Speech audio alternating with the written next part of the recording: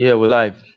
So, guys, welcome back to Critical African Thinkers. Like you know, this is a place where we question everything. We examine everything under the microscope of logic to find out which is most factual and logically consistent. And today, we're going to be talking about, has America whitewashed Martin Luther King Jr.? I mean, Martin Luther King Jr. is one of the icons of America, an historical figure that's looked upon by most Americans in a very favorable light. But in his day, was he seen as such a figure? Was he seen as an all American figure during his time? Um, or has it been revised to fit the certain narrative that America wants to push about him? So if he were alive today, would all of America be embracing him as an all-American hero, or would some people have certain issues with his takes, with his politics, with his policies, with his person, with his philosophy? So today we are going to be talking about this. We're just this is going to be an open, this is more an unplanned, open discussion and conversation where we just talk about this, whether Martin Luther King has been revised. We're going to look at some of his views and see how they match with the way he's being portrayed today. And I have here with me Stanley, I have Unpopular, I have Steve, and myself. So anyone can take up from there. I'll do most of the listening because I'm not American. You guys are Americans, so you know more about this than myself. So I'll just interject maybe to get clarity on some issues here and there. So let's go.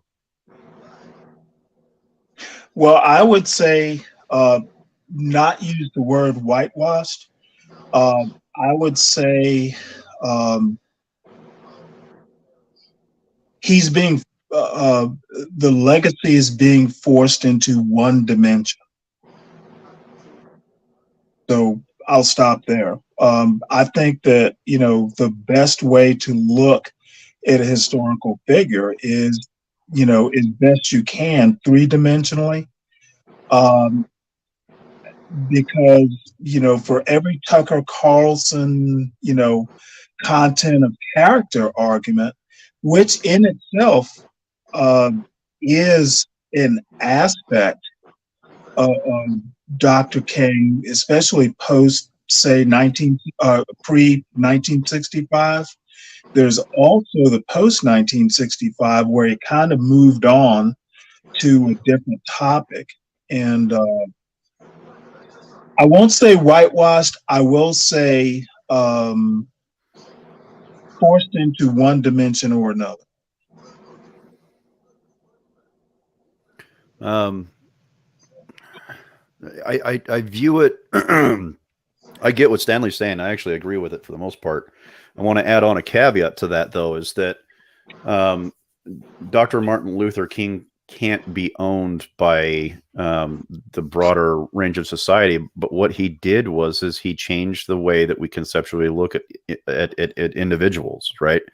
So when someone, first of all, you have to understand too, is that invoking a caller is not, I think, is not necessarily appropriate under these circumstances. So saying whitewashed, or that white people own the rights to Martin Luther King's intellectual property, I think is fallacious at its core.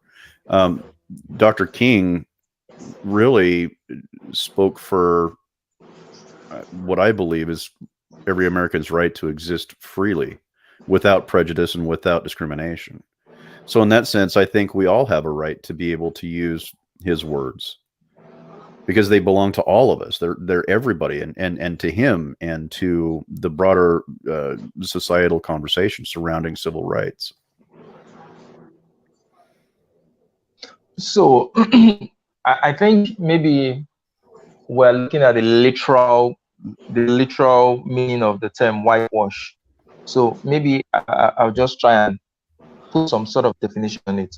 So I'm not saying whitewashing in the sense that white people have taken over Martin Luther King, or they are saying is Martin Luther King is their legacy, or any of that thing. I'm just saying, has he been redefined by America? And when I say America, I'm not just saying white America. Has it been redefined by the whole of America to be this symbol that unanimously Americans agree about his policy, about his philosophy, or are there certain aspects of his philosophy of his life that has been downplayed that if it is brought up today would definitely cast maybe some sort of shade or negative light on how he's been perceived? So is he being recreated in another image, or is he being recreated in a very narrow specific image? Is it being reduced to um, uh, judge people by the content of their character and not the color of the skin? While this man was a complex man who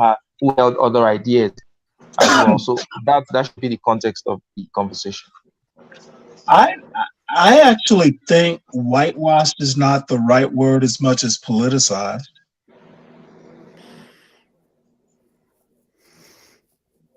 I don't know.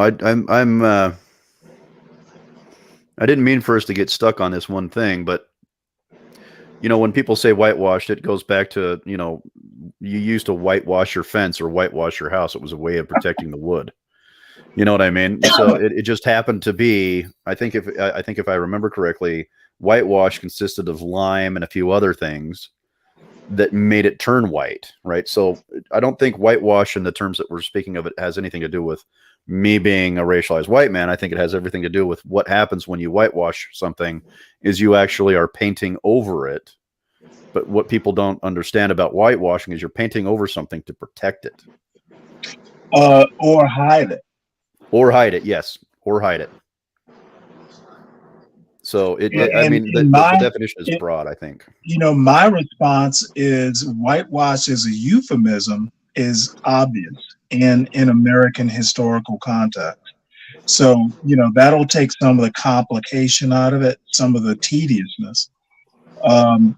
Again, I wouldn't say whitewashed, I would say politicized. And, generally when you politicize something, you are taking one aspect for political advantage. And in that framing, I would say I'm with yes. Stanley. I'm with Stanley on this I one. would say yes. Firmly, I'm with Stanley on that one. Okay, so let me put a definition of whitewash that I just got off the internet. Not the most reliable, but let's just take it so that it will give us a context of what I'm saying. So there's this a deliberate attempt to conceal unpleasant or incriminating facts about a person or organization in order to protect their reputation. So let's take it from there. Politicized.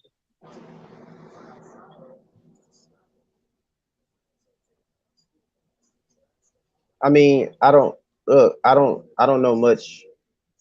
I mean, I don't know much about King's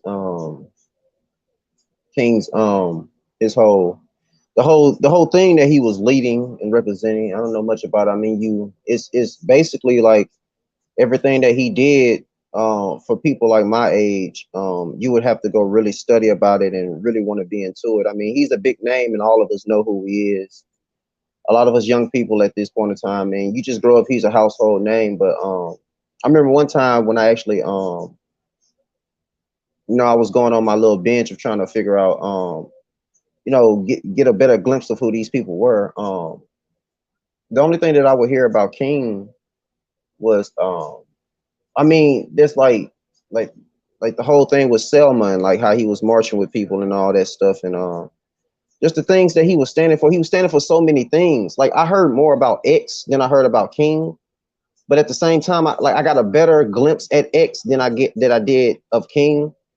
But it was at a point in time where it's just like I didn't know King was so economical. Like I didn't know that he was like I knew that he was like a reverend and whatnot, but I didn't know that he was like man. Like that's why I say when you say whitewash, it's just like after me having a conversation with somebody about what I was basically well, hold on, my brother just stepped in here, so I gotta pause this. All right. So let me bring this up. Was You guys know the history of Martin Luther King more than I do. So was Martin Luther King, was he a socialist, or did he have socialist during his time? If memory serves, he admitted that he was a socialist, but Yeah, I'll let Stanley speak on that. Well, I don't think he meant socialist as in, I want to bring in, a totally different government. I think Yeah. his original intent was to remove barriers that would allow, black people to be normal, to be as much a part of American society, remove the barriers like, different water fountains, different, train Yeah. cars, Well, I mean, his that sort of catchphrase thing. was "I am a man." Right. And the interesting thing is after 1964, 65, he started talking more towards poor people, economics, and I think rightly so. And I think that sort of issue, and this is not for this conversation because I'm still trying to kind of work it out in my head, but I think that Martin Luther King broadened his scope anti-war. He mentions, and I can't remember the speech, but he talks about, white people in Appalachia, poor white people in Appalachia. And so I think that I wouldn't say he was a socialist as much as, oh my goodness, I can't think of the word, but he wasn't a socialist in a like we want to tear down the government sense. I don't think he Yeah. was a radical, even at the end of it. Yeah, I would agree. I would agree with that, Stanley. You know, Mar- Dr. King was very much about, how would you put this?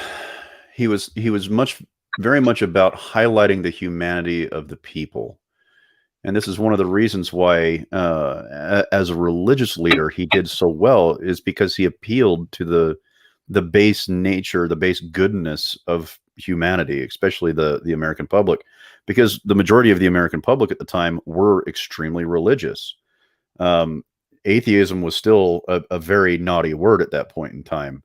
So everybody had a belief system, and generally everybody in the United States was Christian, and so he came to them as a Christian. And in that sense, if you look at the Bible, and especially if you look at Christ's teachings, Christ would have absolutely been the same kind of social proprietor that Mark or that Dr. King was. So we look at socialism not in the Marxian sense, but as the humanitarian sense, where we all belong to the same planet, we're all the same group, and we all deserve the same rights under the law. So I would say his version of what people call him as a socialist was not what most people want to attach to it. They just think Marx and think socialism. There's multiple different brands of socialism, and I think Dr. King would have been under the banner of Christ's version of socialism. Okay, so I think Americans are agreed unanimously on this that Martin Luther King was not a socialist in the sense that the word socialist is understood nowadays in terms of you know government control Well, of everything. So again, in a political sense. in a political sense, so fine. So now the other question would be Martin Luther King was in support of in some way reparations because I think from what I saw he was in favor of the United States government paying about $50 billion to African Americans over a span of 10 years. I can't remember the specific span of time. He was in favor of such a program, and some people might term that program reparations today. And reparations has been a thorny issue for Americans, with some people saying no. You get reparations, then you maybe have to leave the country, or you get reparations. It's as if saying, "I never owned slaves. I should come and pay for never owning slaves and all that." So in that sense, if Martin Luther King were alive today, would he still be that unifying figure he was pushing for reparations? I can I speak on this real quick, Stanley? Go ahead. Okay, so I actually do support reparations to some degree. So here's what I want to do. We go down the path and we see who's responsible for slavery, right? Okay, we need to head to Portugal. We need to head to Germany and demand from them the money that of the harm that they caused from their horrible policies and horrible philosophies of race. That's one place to start. Nope, nope, nope, nope, nope. That's not a Well, let place to me start. let me. Now this may get long-winded, um, and Portugal and Cape Verde and Ghana, they have an argument. The Canary Islands, they have an argument, but and this is a very personal point of view, and I may be stepping outside of my wheelhouse, but in several things. Number one, we want to, or people want to say everybody had slavery, and that is true. But not everyone had a U.S. Constitution. And very specifically, and I don't want to even look off the U.S. borders. Within the United States, we literally had a constitution, with all men created, et cetera, et cetera, et cetera. There are companies that profited from things, and I'm thinking of insurance companies specifically. They mortgaged slaves. They, took loans off of slaves, etc. Some of those companies still exist, literally, like Aetna. If you go back, research Aetna. Yeah, they used to insure, and they weren't called Aetna at the time. So it is complicated legally.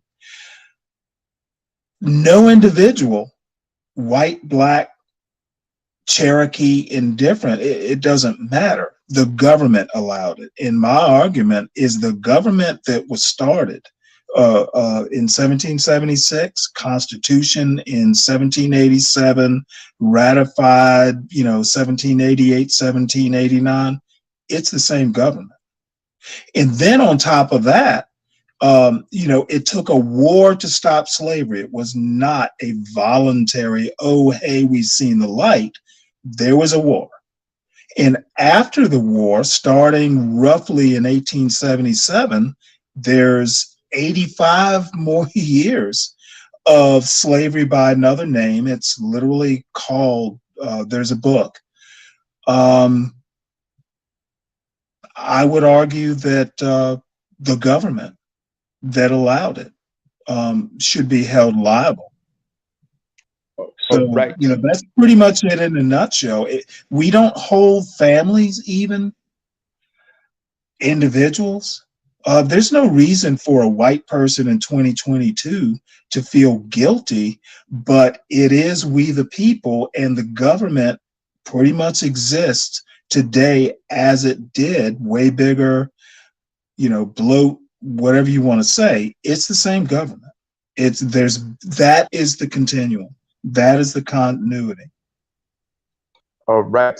So, if you're just joining us, we're talking about Martin Luther King and whether America has whitewashed him today. So, right now, we're talking about one of his philosophies, which is akin to reparations, and seeing whether or not today Americans would be unanimous in supporting reparations if Martin Luther King was alive today. Now, And Steve, I do want to say Steve, one more thing, but it can wait till after Steve. There's a point I forgot to cover, but it can wait.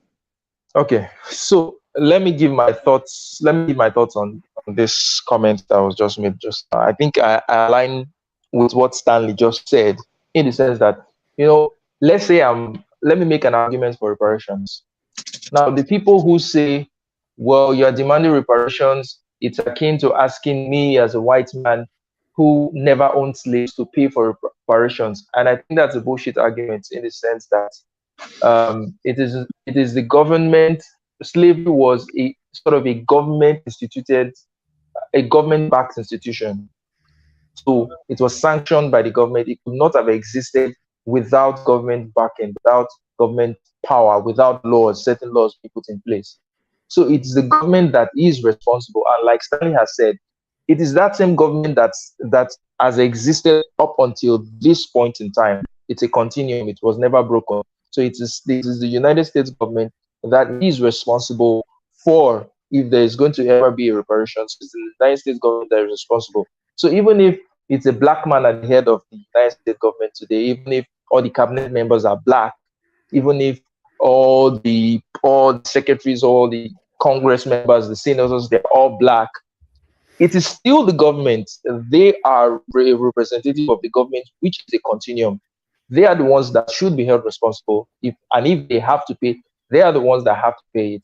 So I think that many people don't think about the issue very well before they say, "Well, you're asking me as a white man who never owned slaves to pay." I don't think anybody is asking any specific.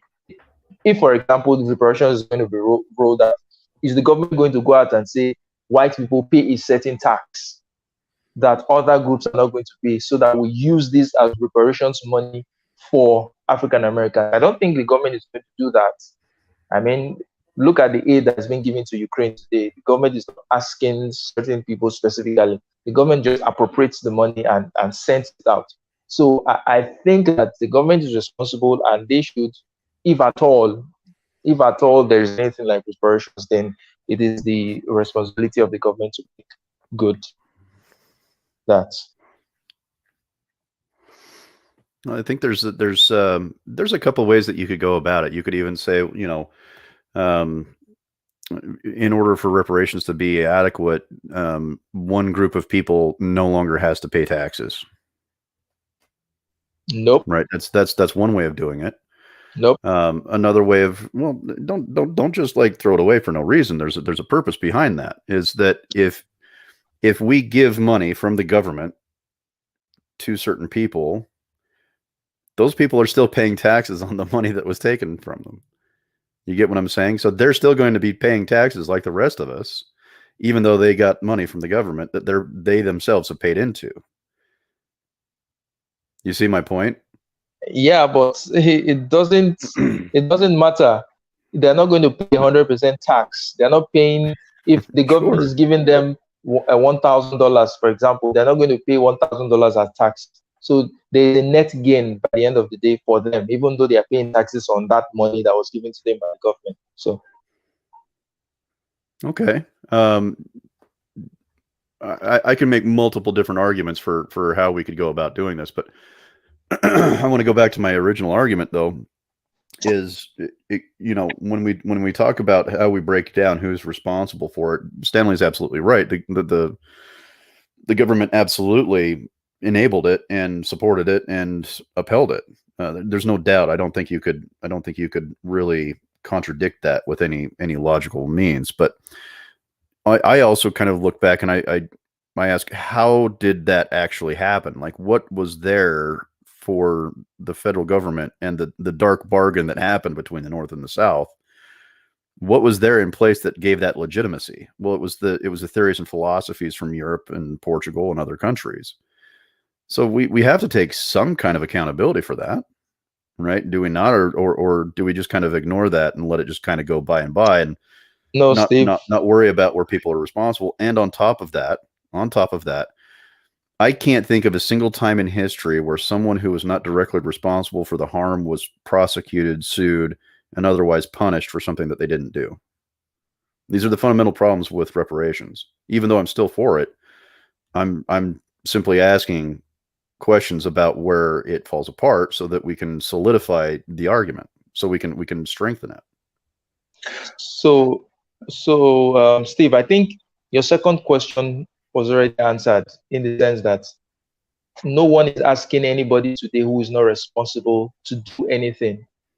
People are asking the government who was responsible for that institution to do something. Now, the earlier point you made about these ideas came out of Europe and all that, I think that in a sense is passing the buck, because yes, those ideas came out of Europe, but those ideas were naturalized the people who continued those ideas became Americans. It's not Well, as if how Europe how many was times was direct. the buck passed? How many times of Yeah, no the buck how has been passed numerous times, though, Charles. It was passed how from how is Portugal, explain it was passed to explain the how U.S., and then it was passed to no racialized black folk. Like the buck keeps no getting passed. the US is a country that was formed from people coming from different parts of the world. So you Mhm. can't like say let's go back to Portugal, let's go back to England and trace those people. No, Can they I came to address that America right and they quick? became Americans and they did that shit in America. So they are responsible. Go ahead, Stanley. Um, Portugal never had colonies in North America. They had Brazil and probably one or two other things, but essentially Portugal was beat up and kind of driven out by England, France, and Holland, oddly enough. So my point is bringing up Portugal. Portugal started the party. We can agree about that, but I don't think Portugal had much to do with uh, American slavery, other than getting the ball rolling. Um, One thing about I wanted to bring up, and I'm kind of backtracking a bit, as far as Martin Luther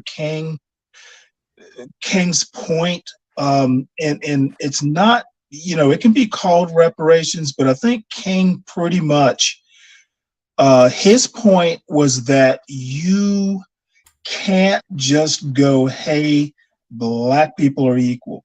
There has to be some positive intervention.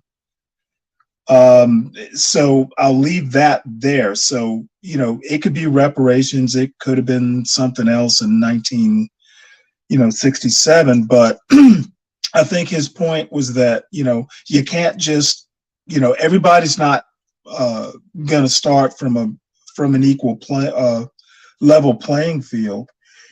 Uh, Something else. That's it for now. Sorry.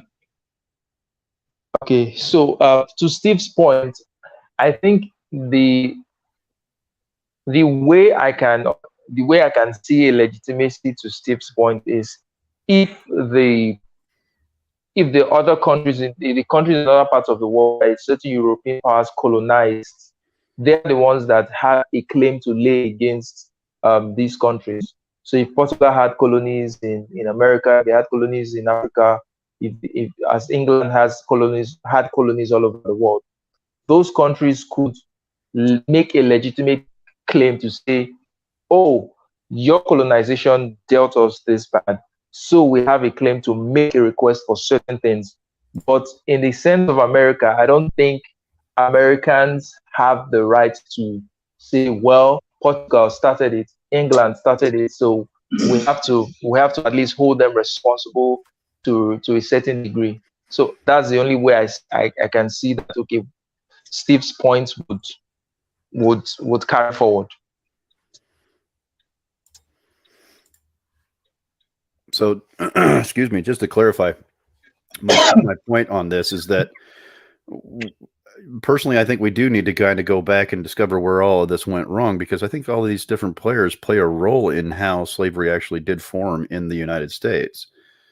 Obviously, again, the United States was definitely responsible for not outlawing slavery from the get-go, but I disagree with the fact that Portuguese didn't have a role to play in that. I mean, the Portuguese very much did so, especially Gomez de Zerara, who was one of the first initializers of the philosophies of superiority and inferiority in the races.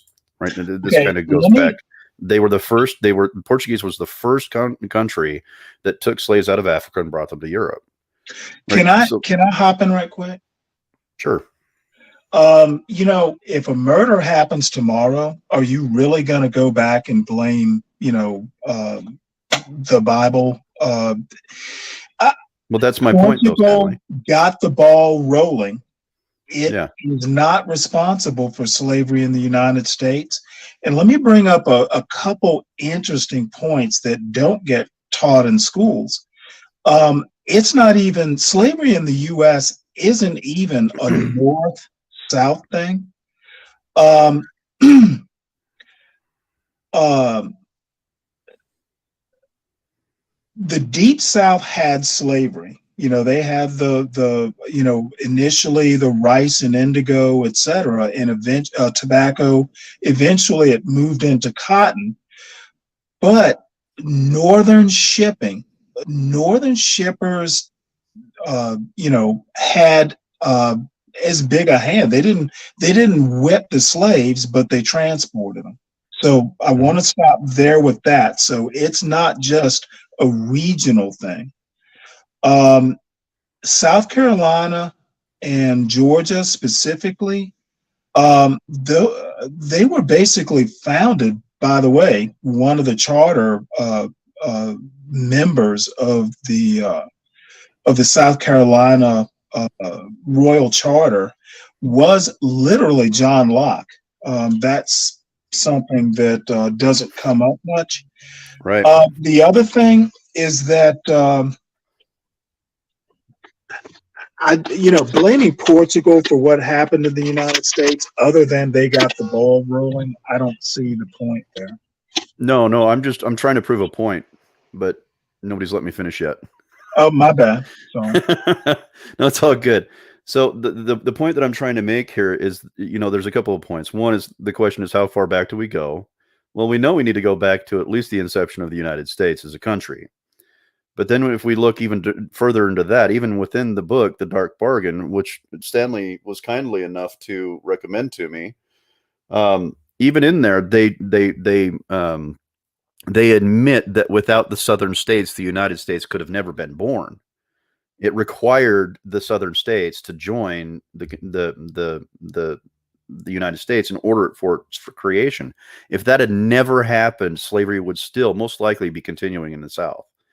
So when we're looking back at the history and we're looking about who is responsible for these things, I'm having a hard time putting a stop pin on it, because it keeps going back and back and back, and you see all these ways that this is all interconnected through a history. And I have a hard time saying we need to stop at this point and this is where we go forward, these people are responsible for it.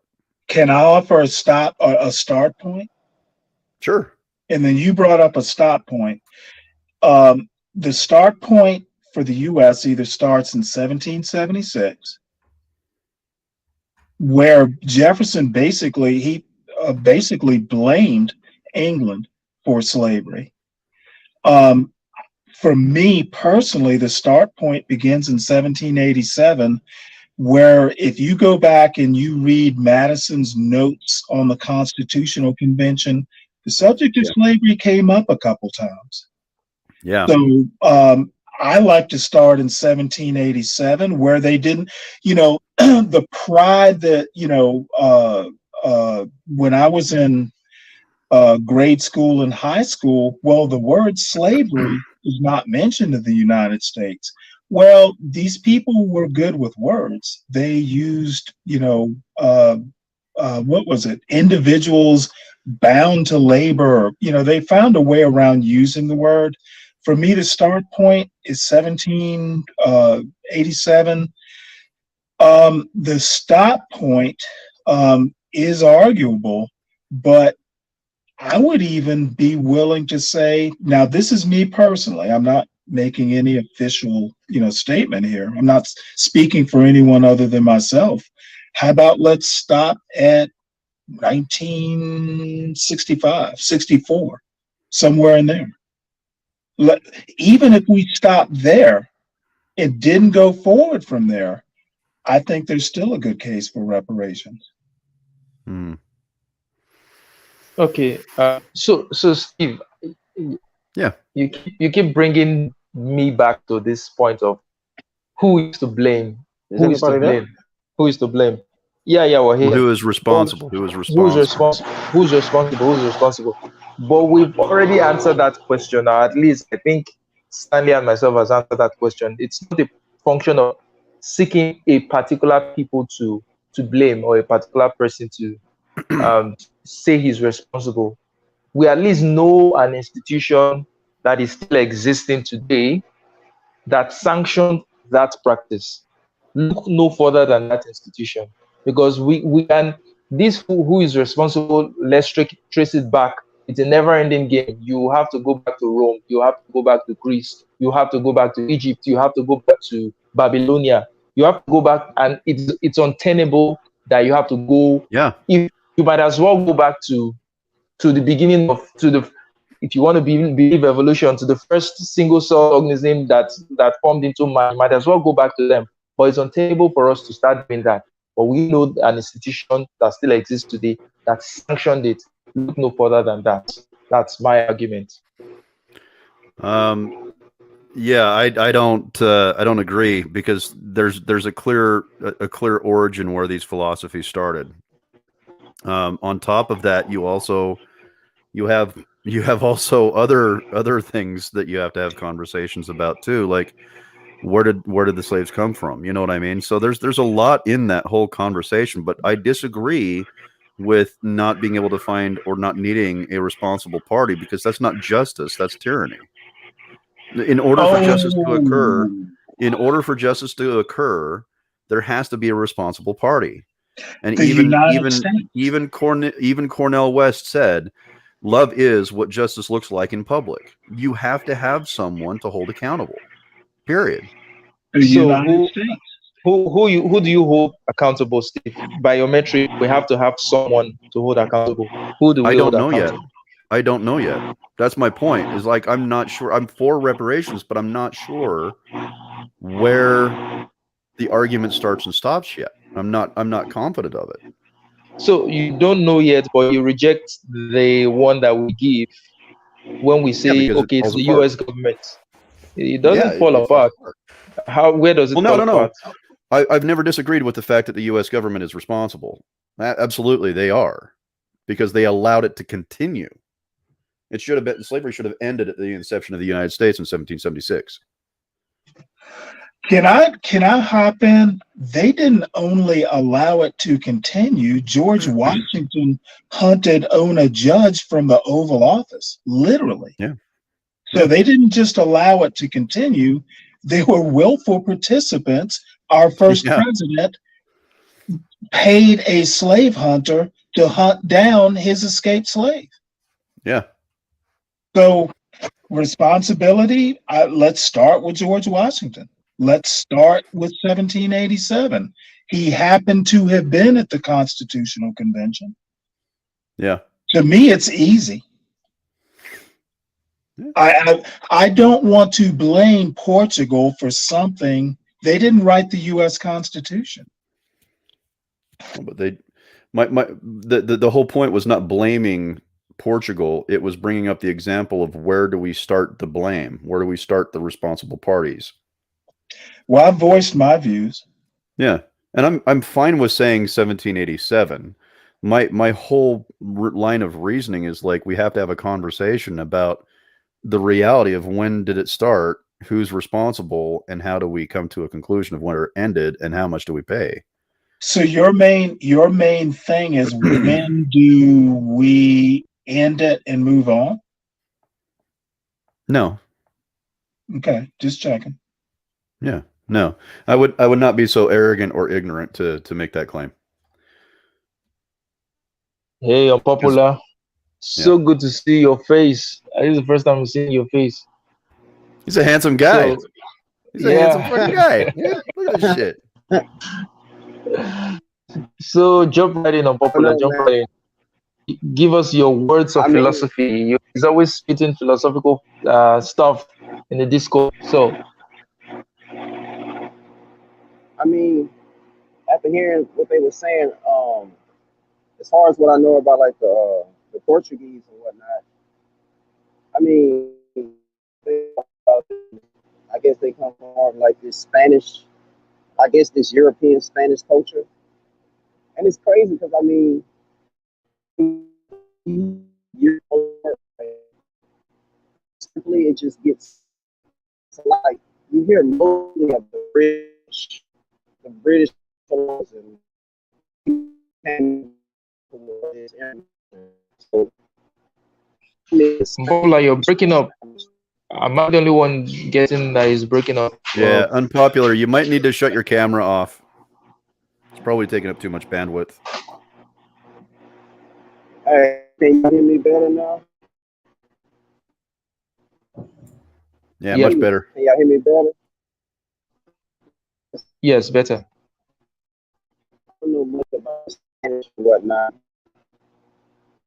Just uh, you guys go Still on breaking and up figure out though. how Still breaking up. you know what? Let me go around. Let me go around over here somewhere. All right. You guys hear me better? Hello?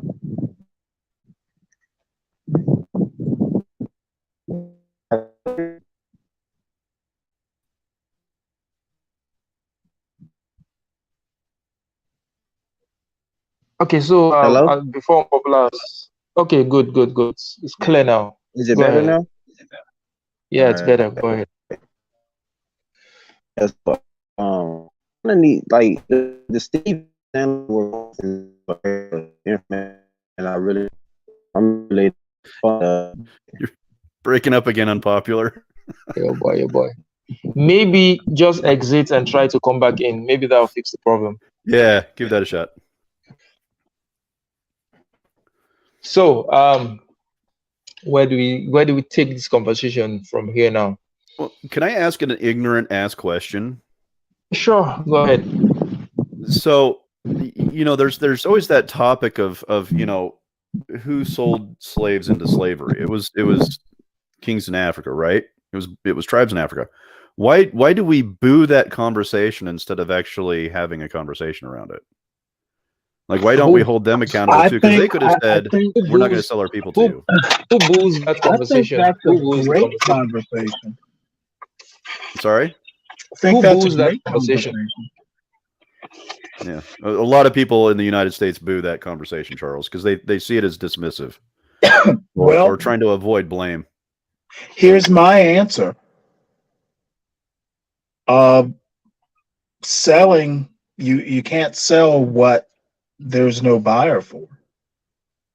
And if you go back and you look at Portugal specifically, there was slavery in Africa starting with Islam. So I mean, it was probably uh, Mansa Musa was like uh, 13 something or another. So slavery's existed. The argument is slavery existed everywhere. My thing is, just because slaves are for sale doesn't mean you have to buy them. Oh, sure, but I mean, it does bring up the topic of conversation about how prevalent slavery was in the world. Why is the U.S. any different? The U.S. is different because the U.S. has something called a constitution Yeah, that the claim that they were better even than that. even today, not everywhere has a U.S. constitution.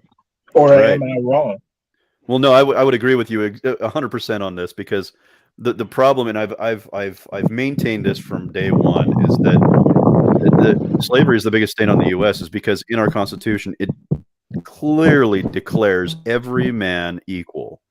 We did I not would live up to that expectation because we excused racialized black folk as being inferior or subhuman. It's been the greatest stain on our country, period. and you know what? I know this is going to piss some people off. I don't think it's the biggest stain. I think Manifest Destiny was displacing Native Americans. That is the biggest stain. So Mm, I think it's I mean you got an argument there. It's probably right next to each other in my mind, but yeah. And I well, come I from mean, an American I Indian figured background. I figured it would have more punch coming from a black man, but Well, my family lineage is Montauk Indian out of Long Island. So right. my tribe was literally bred out of existence. We can't even get tribal recognition in the United States because there's no one with any Essentially, pure blood left to get it. and if you go back and you look, in Portugal, Spain, uh, smallpox, or I can't remember, one of those communicable diseases, like literally wiped out uh, uh, like hundreds of thousands of natives in the Caribbean. So Smallpox. yeah, Smallpox decimated it. smallpox. So I think that natives had it worse. But that's what. Um, So why doesn't the conversation reparations circle around them? well, the thing is, in some ways, and this is just my thought, so I don't want to speak above my pay grade, but By the way, I'm um, genuinely curious about this. I'm not trying to be facetious or rude. well, no, and I Like, don't I'm want to genuinely sound like curious. right, and I'm not. It's above my pay grade, but I'm gonna dip a toe in the water, and I will get shot down. But there are ways for uh, tribes to make money, and it's not great, but um, you know, um, there are ways to make money. Casinos. There's certain privileges and certain, essentially Bantu stands that, and it's by no means, in my opinion, no means compensation, but um, you can make the argument that, inadequate as it may be, Native Americans did get some form of reparations. Casinos, reservations, and again, by no means adequate, but there's something. Okay, I think I have an answer. Maybe the wrong answer, but I Can think it you just guys boils down to can you guys hear me now? Does it sound better? I yeah, was trying to Oh, fix it. yeah, way better, dude. Way better. yeah, it's better. But I want to get something in before you jump in unpopular. So, Steve, this will be my answer. My answer will be that, well, they are not pushing for reparations. If they were pushing for reparations, probably it'd be talked about right now. So it's those who are voicing their concerns that that it's been heard. So no one is going to take up your case. I don't think reparation is being pushed by the generality of Americans. It's not being pushed by the government. It's being pushed specifically by Black people because they feel this is something that is that would impact them, that's dear to them. So they're pushing it. So that's why it's at the front burner right now. And I have no doubt that if the Native Americans are to wake up tomorrow and say, you know what, we also want preparations, that it's not going to become uh, uh, an issue that's worth listening to. So I just think it's because there's no one pushing it. That's why it's like that, in my opinion.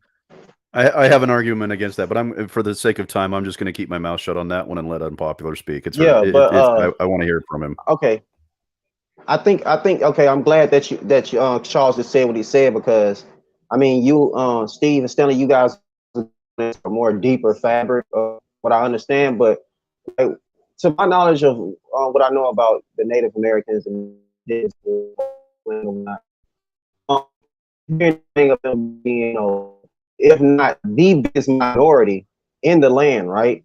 So it's crazy. Like with them being the biggest minority in this land, I feel like they have a direct tie to who they are as, their racial identity. They don't get put in these classes like, 63% white or 12, 13% black. It's like they are tied to who they are in, when it comes to them having their reservations and having lyrics. Like I feel like even though there are basically a populist America that to be is just not Unpopular. We can't get you at all. We're just hearing bum bum bum bum bum bum. It's real bad. okay. Nah, it's breaking Hold up real on. bad. Hey, Me, unpopular, can me you try change backing away from the microphone a bit? or I don't know. Like I'm maybe using like change these your plug. internet connection. I'm using like this plugged in thing, so it's not really. I can't.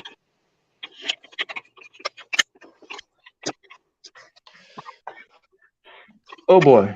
So it seems we are all choosing. Yep. Hello? So Steve. Okay. Yeah. Unpopular. Can you hear me now? Still breaking up. Damn. Harry says he's eating the mic. Harry, what? What happened? Harry. No, Harry. Harry says he said you're eating the mic. Where Well, you saw how damn, skinny he I was. can't He's probably hungry, man.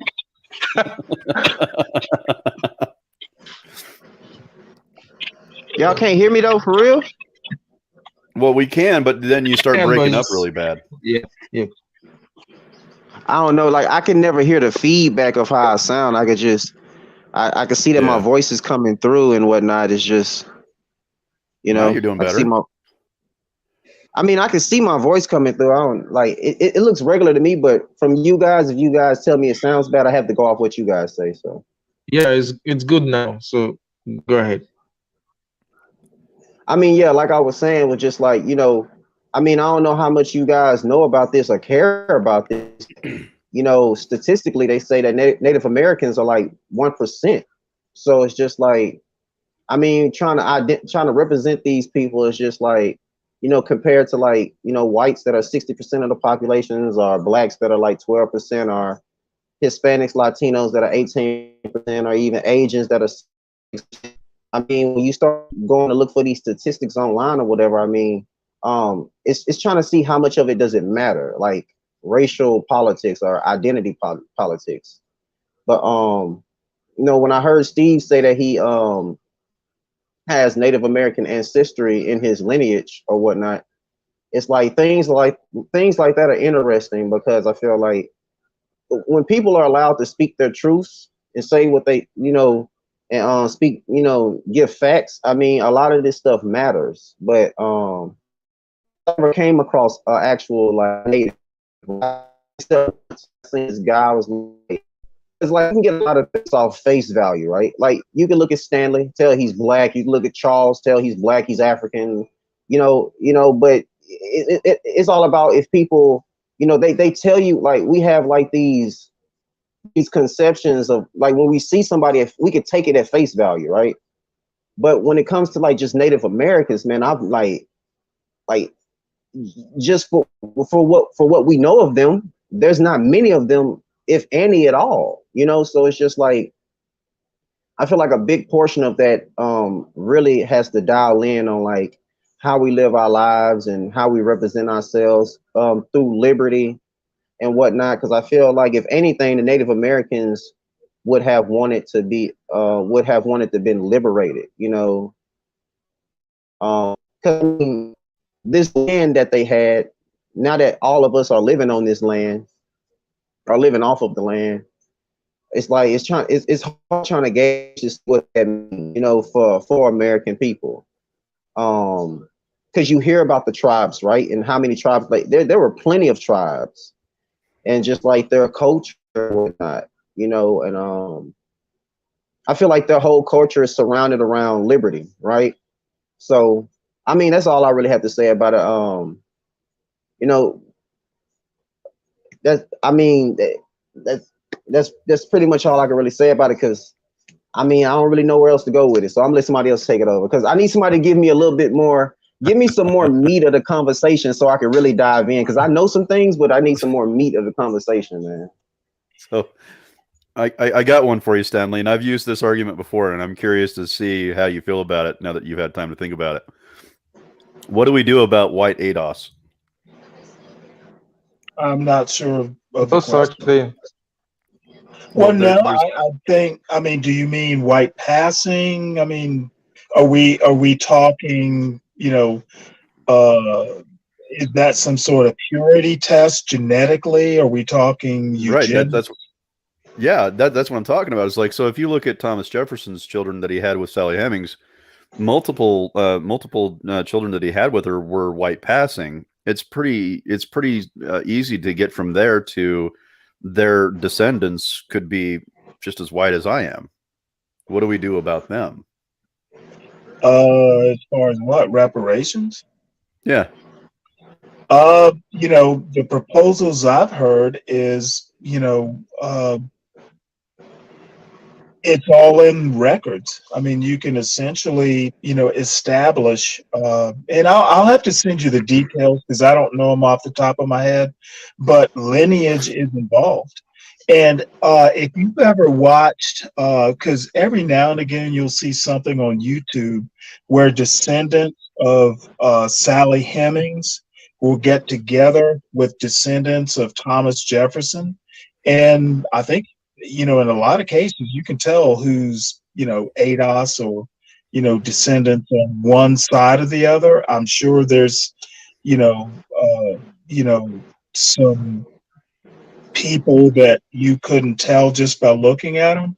But one interesting fact, and I don't remember the exact year, but, the Sally Hemings descendants, they've just maybe in the last 10 or 20 years even been allowed to attend the family reunions. So what we do is allow, white looking ADOS to attend family reunions. And then we Yeah. work it out from there. They No, won't. no. I know what you're talking about. They won't even give him a chair at the round table, for crying out loud. Well, better than that. And I don't know if that's changed, but I'd say like in the last 5 years, they won't let Sally Hemings and Jefferson's descendants be buried in the family plot. Correct. So what do? How about let ADOS be buried with their relatives? Because technically they're just as much Sally Hemings, descendant as Thomas Jefferson's. So what we do is we can figure it out. That's what we do. Figure it out. Okay, so Steve, so your question, I Stop would picking say on me, this. Charles. Stop picking on me.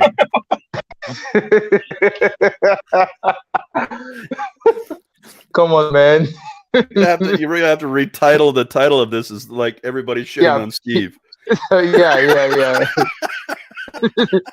This is a day to just shit on Steve. But I love you, man. So Of course.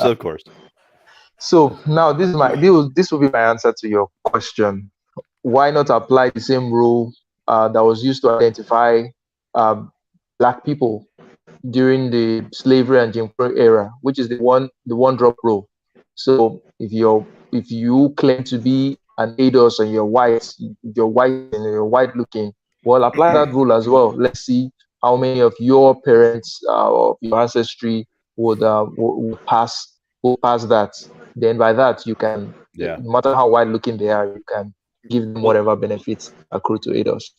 Yeah, Well, the reason why I brought that up was because I actually made this argument on Bourne's channel, and I got booed off stage. Basically, they did not like the idea that there's white ADOS and white ADOS getting money for reparations. They did not like. Well, I think I might have heard that show. I don't think that was exactly their argument. And I haven't talked to Bourne in a while. Bourne specifically said, if you ain't black, you're not getting it. He Well, the specifically thing said that. is what is black? And his argument, because he's done a lot of genealogical research into his family. So, there's go back and document it. Oddly enough, genealogy actually works. You can go back. Most people who are descendants of slaves in the U.S., you can probably at least go back to the early 20th century, if not farther back. You'll figure it out. I mean, there's enough documentation. So the interesting twist to all of this is that I do have racialized black in my DNA, in my heritage. We just don't know where it was. And it was really common during the Freemason period, or not the Freemason, but the Freeman period.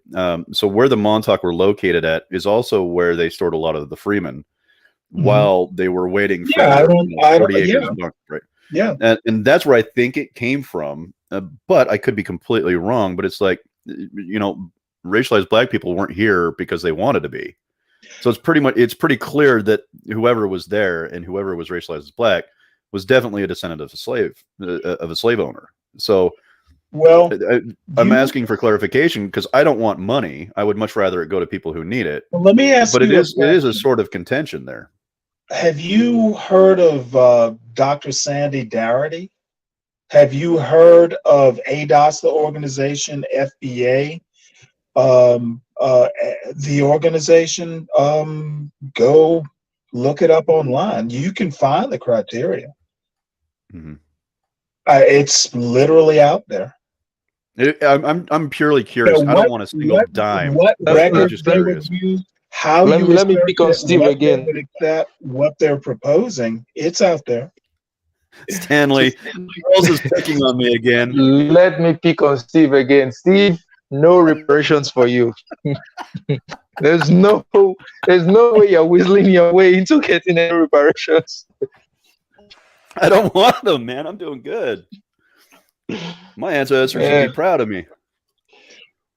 yeah, So wait a second, yeah. Steve, you're white ADOS.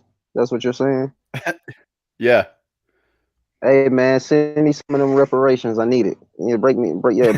Yeah, send me some of that. Yeah, you know what it Bet, is. I dude. need Bet. some of that. need I need that stimulus. I need that white stimulus. I'm gonna spend the shit out of it too. You can believe that. I'm gonna spend the hell out of it. Fantastic. Shit. Pay my phone bill up for about 6 months. I'll be straight. For real. Get a good internet connection. Yeah, you know what I'm saying? All I need is that's all I need. That's all we need. Nah, but for real though, like, no, that's crazy that damn white ADOS, because I mean that correlates because I mean a lot of so-called white Well, Americans could be tied to that lineage. Like if there you there can't are whole there are whole books about it. There's one I can think of and can't remember the title. Uh, quote white ADOS. That's not unusual. Guys, I'm gonna be off for some minutes, so you guys can just continue. Maybe 10, 20 minutes. I want to speak with Oh, Lakia. thank God I'm not going to get picked on anymore. You sure? Fuck. I'm famous for it. I know, right? No, I think I think really, Stanley, is like I don't just take things at face value. So I'm going to ask dangerous questions about things that I'm curious about. When I say dangerous questions, these are questions I usually get What? booed off stage for, but nobody ever gives me an answer to them. I've known you for a while. I expect dangerous questions. Yeah. I'm definitely not popular in And some not circles. expect, but even welcome. I mean, you don't get better if you don't think your way out of a problem. Right. Well, And, this is and something that I have it could just be that, hey, you know what? He's right. I mean, I've and this talked is about it enough. this is something that I have a problem with our current, situation with, especially lefties, because I'm a lefty, right? We don't invite discourse. We don't invite the kind of conversations that could possibly make our arguments even stronger because we're too afraid we'll lose. And I And it's so detest that. funny. I don't see that as a particularly lefty problem. Oh no, but I just see it more on my side because I'm left. I I've stay in got those left Fox. spaces. I've got Fox News prime time as proof. Yeah, but are you doing it because you want to see what these dumbasses say next, or are you doing it because you actually want to figure something out?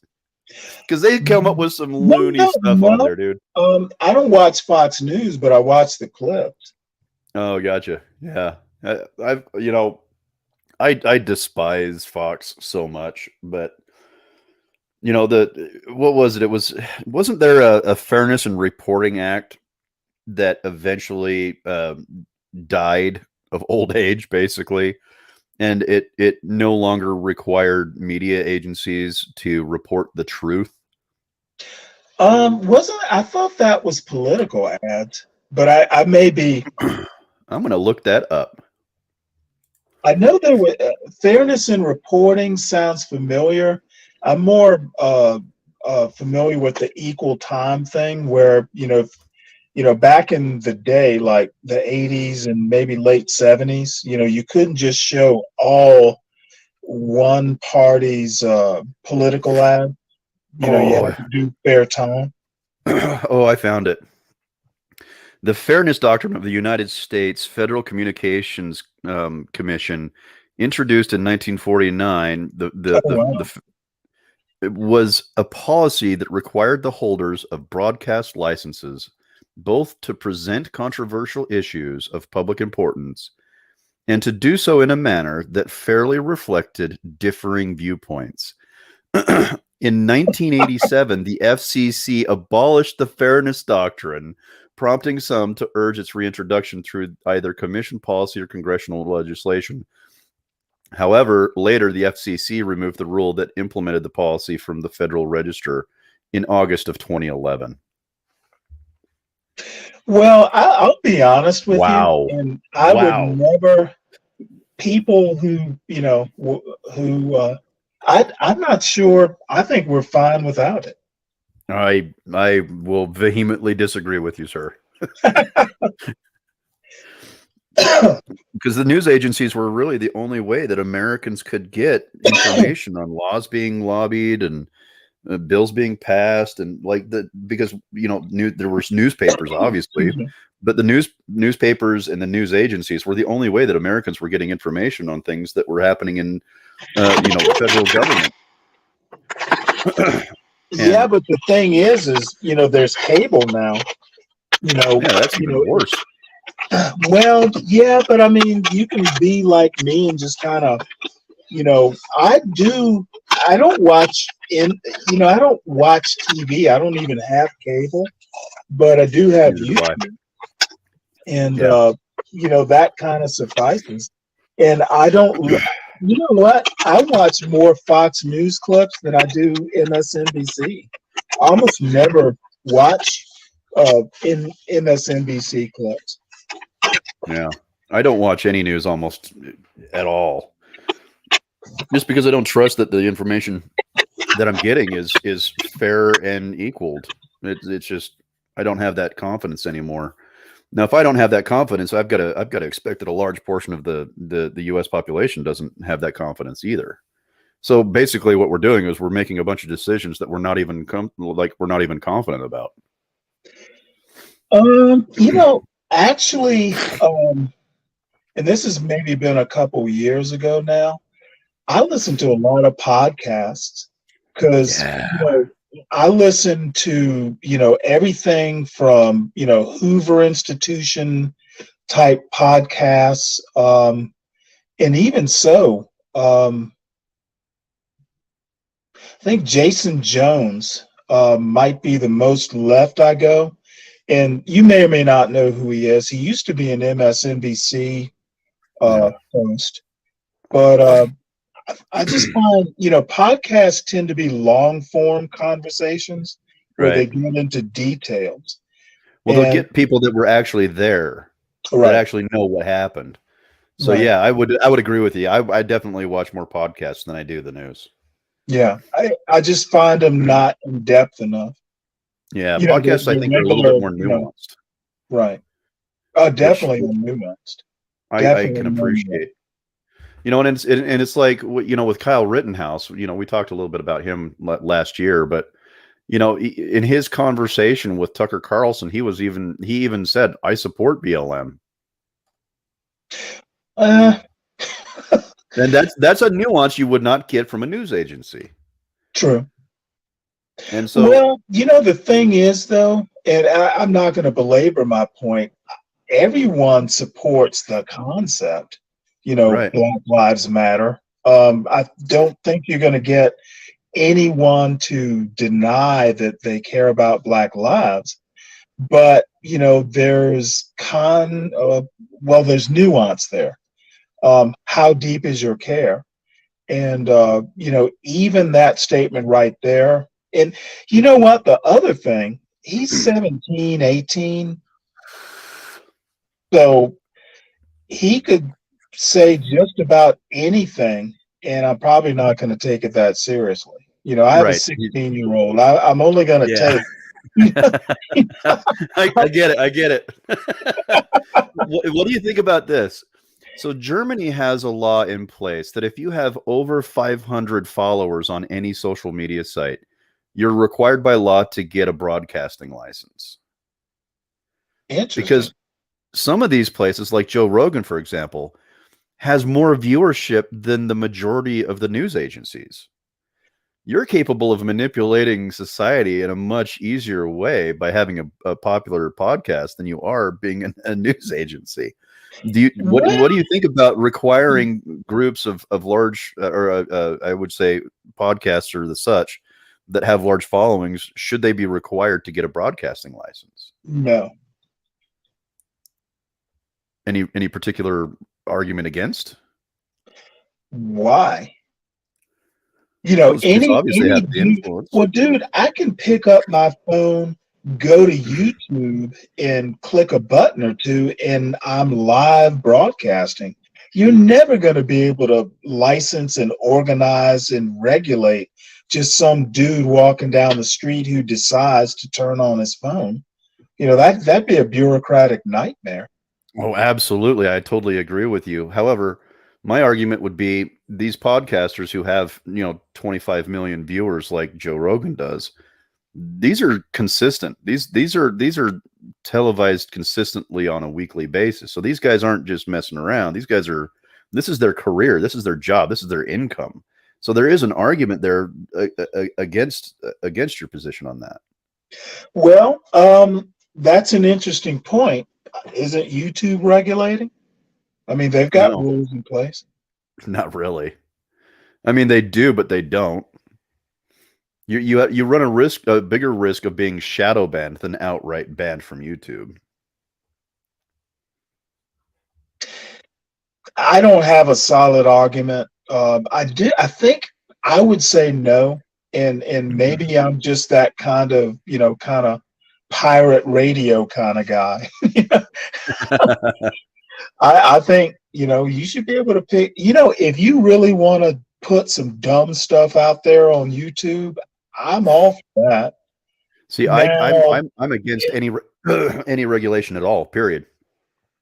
Of private individuals. Yeah, but then you think of some dude walking into a grocery store and mowing down people on video. But the problem is even if that dude had a license, you're not going to be able to stop him from showing that kind of content. Right. Absolutely. Yeah.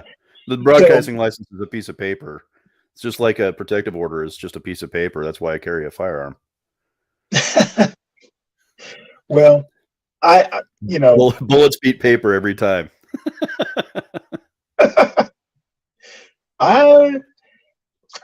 I don't think. I think Germany is Germany. Europe is Europe. Germany is definitely Germany, dude. Right. Germany is like the Florida of Europe. I've never been there. There's so much weird shit coming out of Germany. It's ridiculous. They're like Dragon Lord. This guy is hilarious. This is this big guy, lives in a rundown family home, and he beats up passerbys, refuses to pay his bills. It's just the guy's a piece of trash. Well, he needs a license of some kind. Yeah. But I find the whole idea of fairness and reporting. This is one of the reasons why I'm a bad libertarian. Like, I'm a horrible libertarian when it comes down to it. I don't believe in free market capitalism. I do believe that some regulation is required. I do believe that we should be regulating news agencies more carefully, especially if they're accepting any government funding. And as well as, like, we have to understand that, the problem with libertarianism has always been human beings are not that good. We really aren't. We can be real trash bags of human beings on a daily basis because human beings aren't fundamentally good or evil. We just are fundamentally human, capable of grave mistakes, both for and in the presence of goodness. So I know that doesn't make much sense. It does to me, but no, it makes sense to me. In that sense, I'm one of the world's worst libertarians. I just think that people should have the right to do as they please, as long as it doesn't violate the rights of any other human being. But there has to be some level where we can all agree regulation must exist, like house building. House building should be regulated. You've been watching Joe Rogan. No, this is an opinion I've held for years and years and years. But um, construction in itself, it denotes a certain level of safety and security for the people who are going to be residing or using the Well, facility. do me a favor, and this is the reason I made the joke. Look up building codes, Joe Rogan and Dave Rubin. Oh, I've seen it. I've seen it. Okay, and I held this position long before I saw it. yeah, well, that was the basis of my joke, you know. Yeah, no, I got it. I thought it was funny. But I don't know.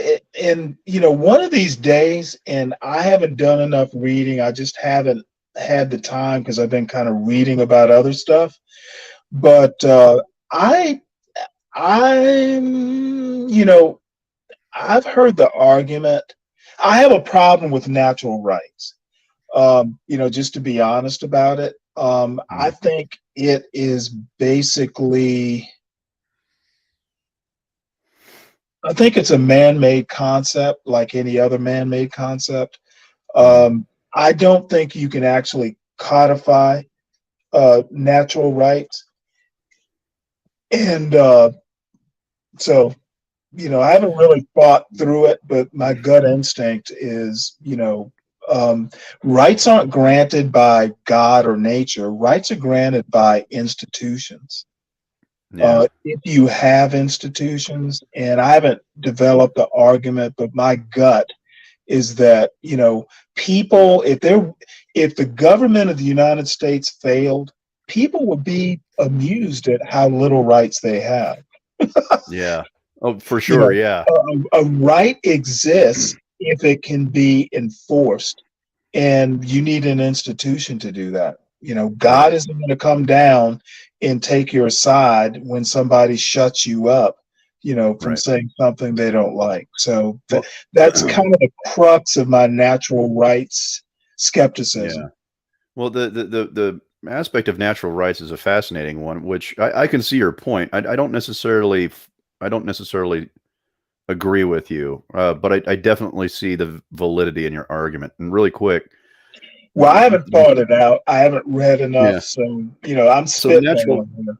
yeah, natural rights are rights that a human being would naturally retain if he existed in nature, free of any influence from any outside source. So, if you were living in the bush, you have the right to collect food, you have the right to collect rainwater, you have the right to remain unmolested by other people, you have the right to build a domicile, you know, food, shelter, clothing. You do not have a right to sex, despite what some people say, because it requires forcing another person to give it to you. So obviously that falls under the guidelines of how to determine a human right. Is we cannot take something which is not ours, and it Well, cannot I be a mean, product. if So you want to, yeah, but if you're living in the bush, let's go back, I don't know, 10,000 years ago, you don't have a right to life.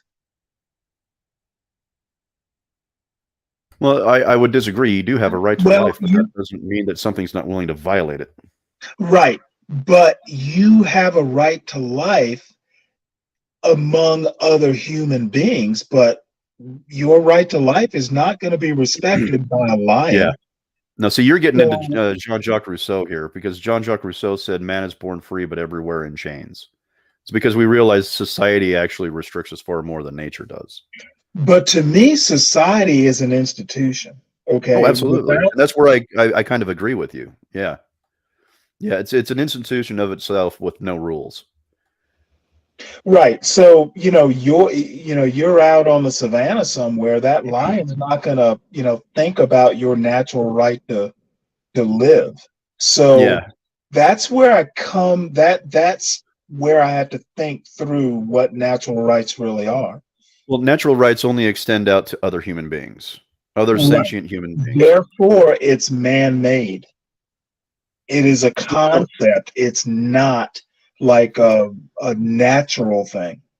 Well, no, I mean the description of how it operates is definitely man-made, but if you look at it from almost a noumenal position where it exists regardless of whether or not we know it exists, much like, you could say you could live in a cave your entire life, never see the sky, but that doesn't change the fact that the sky is still blue, right? Human Uh, beings still have an inalienable right of all the things that I've already mentioned, regardless of whether or not you think they do. but let me ask you a question. If there were no books, if there were no like concept, there was no way other than maybe orally communicating it, what's going to protect you from that lion? Right. Well, the point I'm making is the lion isn't the problem. Oh, I think it is.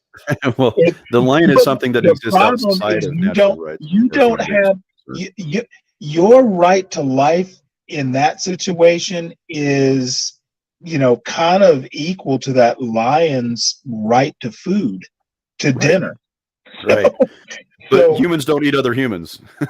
so well, so natural rights only extend there's been a essentially to human couple beings. times that's happened. Yeah. There I see where you're going, but what my point is that lions aren't a part of natural human rights. Right. And They exist outside of natural human rights. human rights to me is more apropos than natural rights. Mhm. Now, again, I'll have to defer to you because I haven't done the requisite reading. I don't know enough. I'm just kind of talking my gut instinct. No, you're good. Let me ask you a question since we're on this topic of has America whitewashed Dr. King. So I'm curious about something, and I was thinking about this as you were speaking. What do you think about the idea that as a nation a multicultural, multi-ethnic, what you would say multiracial country, and when I say belong, I don't mean own. I mean in the sense that he is just as much of one of us as we are of him. But do you think that the way that we have a discussion about Dr. King is because we feel like he belongs to us conceptually as a society? Like, in that sense, have we accepted him and his beliefs as our own, as a collective society? Are we whitewashing him, or are we accepting him and using his philosophies as he intended them to be used? Well, again, I understand the euphemism whitewashing. I'm not sure that that's the best way. I'd say Yeah, idealizing. If we can't yeah, say politicizing, then idealizing. Just like we idealize Thomas Jefferson, we idealize Abraham Lincoln. We don't recognize the flaws. yeah. And I think the mistake in everybody does it. We cherry pick our quotes to prove our point. That's I just was the going to mention way. that. Yeah, Yeah, that's just the way things are. But and I'm thinking of people like Ben Shapiro here. Life ain't a debate. Life ain't debate team. yeah. So I find it, and again, this is just me being a little bit older than I was 30 years ago. I just find it a lot more having context over Jefferson or Martin Luther King or Abraham Lincoln. I think it just gives you a better idea of whether you should use a specific or you should cherry pick a specific point. Yeah, he said this, but 10 years later he said this, Right. is to me having three dimensions or two dimensions versus one dimension. For me, it's just better, even Yeah. rhetorically. Well, I'm glad that you brought up how we cherry pick quotes, because if I remember correctly, and I'm happy to be Oh, proven I'm wrong the on this. worst. If I remember correctly, his quote about riots and rioting, if I remember the context of that, it was in the context that you can't blame people for rioting when injustice is being done, which by that definition, a riot at that point would not be a riot. It would be it would be justice. Yeah, I'd have to see the quote. The way it's presented to me, I'll look it up real quick. that's kind of skirting a line there. And as much as I hate to sound like right leaning, you don't have the right to destroy someone else's property or their hard work. Something that's supporting their family, and for instance, BLM going in and destroying a business. There was an instance, I can't remember, was it St. Louis or somewhere, where there was a black guy who was a retired police captain who wound up being shot and killed. And I don't remember the exact detail, but I think he owned a business or something like that. That's not going to win friends and influence people. Right. It's certainly not. Here's the actual quote. He says, I think we've got to see that a riot is the language of the unheard. And what is that America has failed to hear? It has failed to hear the economic plight of the Negro poor has worsened over the last few years. So I think that falls in line with what I'm saying. Is like, it wouldn't be a riot at that point in time. It's more like justice in public. Well, see, I don't know. I'd have to think about it, but Yeah. not only people who are unheard. Now, if unheard is somewhat synonymous with powerless, maybe I see his point. But and I'm looking at it from a 2022 frame. There's so many ways to be heard these days.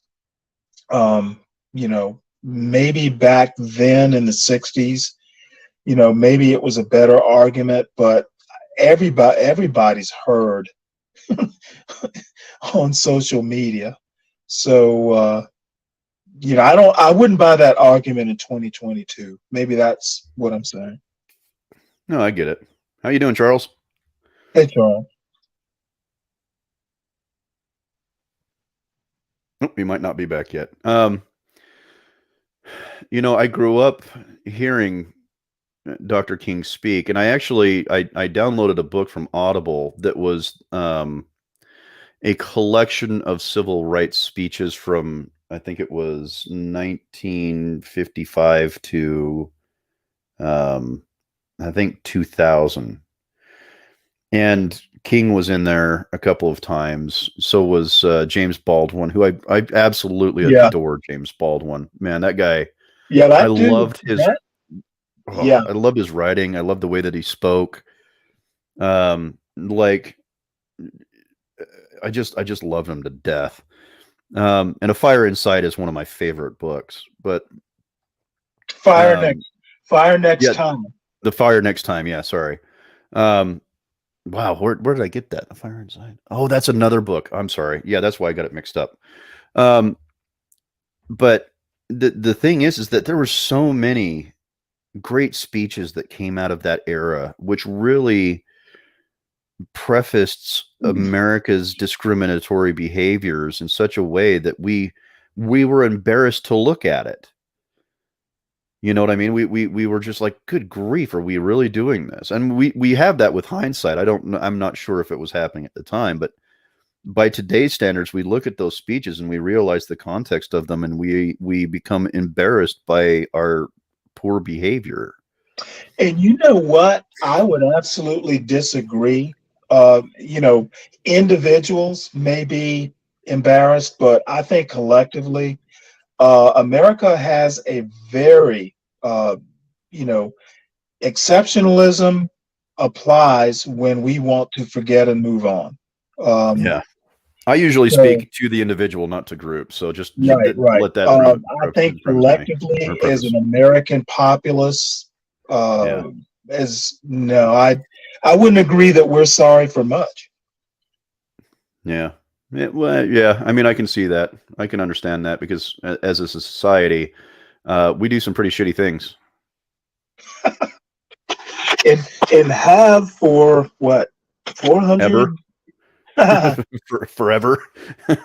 I mean, look at history. It's basically Are we still marred with shitting the on Steve? shittiest behavior ever. Sorry, what, Charles? Are we still shitting on Steve, or we're moved over to America now? Oh no, we moved on past that. We're cool. All right. I have a feeling you're going to bring back the trend, though. Come on now. This is not your day, Steve. Well, This no, is we not your day. haven't moved that. Trying to We see. haven't moved that far outside of the topic, really. Testing. Hey, Papa. Can Sounds you good, hear man. me now? Oh, okay. Yeah, Yeah. sounds You know, really good. look, guys. I don't have all the nice things that you guys have. I'm working with a little here. So. Dude, I'm on my phone. but your reception is crispy. It is Dude, crispy. I'm in Africa.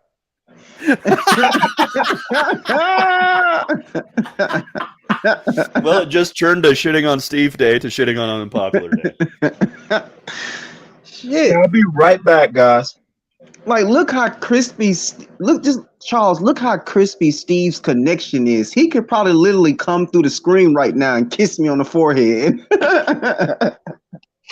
Like, this man, shit, his connection is crispy. Shit. Yeah. I had to. So, Unpopular, go ahead. We can hear you now, so go ahead. Yeah, I had to change my goddamn my phone whatever you call it. I had to change my phone connection and take it down a bit because it wouldn't even let me speak on 5G, so I turned it down to 4G. I don't know how it is in Africa, but I had to turn my shit down to 4G just so I could talk. That's cool. We're still using 4G here. I'm just saying, I'm not that young. I grew up on the house phone too. You know, shit.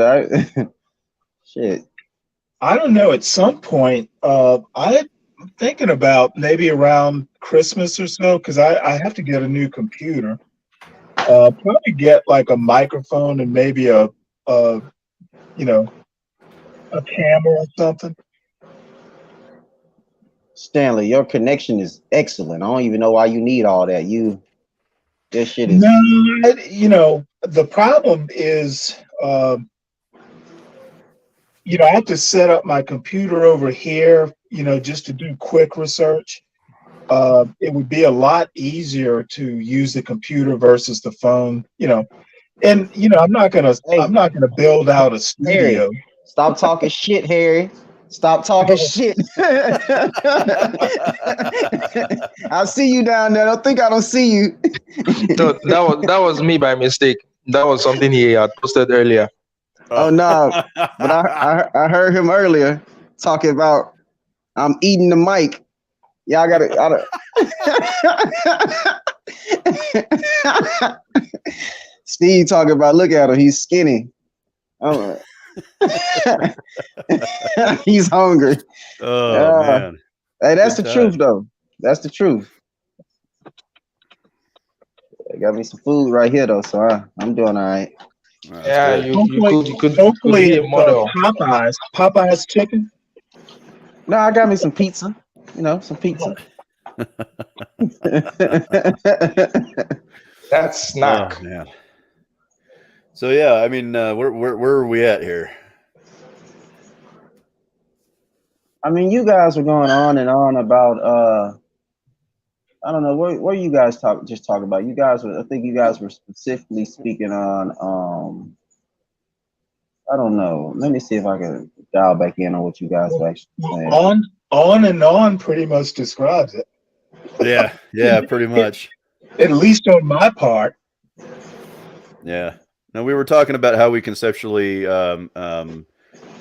use Dr. King as a member of our own group, and how we feel that he is a member of it, not an outsider, and so that's why we use him as we do.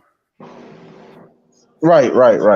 But I mean, King, if he was alive, how old he would have been if he was alive? Like, Oh man, he'd be in his 90s by now, wouldn't he? see, that's what I'm saying. So King is kind of like a like 100 or something. King is like a OG to you guys.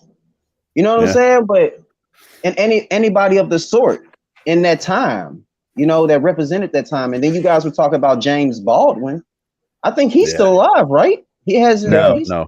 he No, passed. He died. What was it? Early in the 80s, right?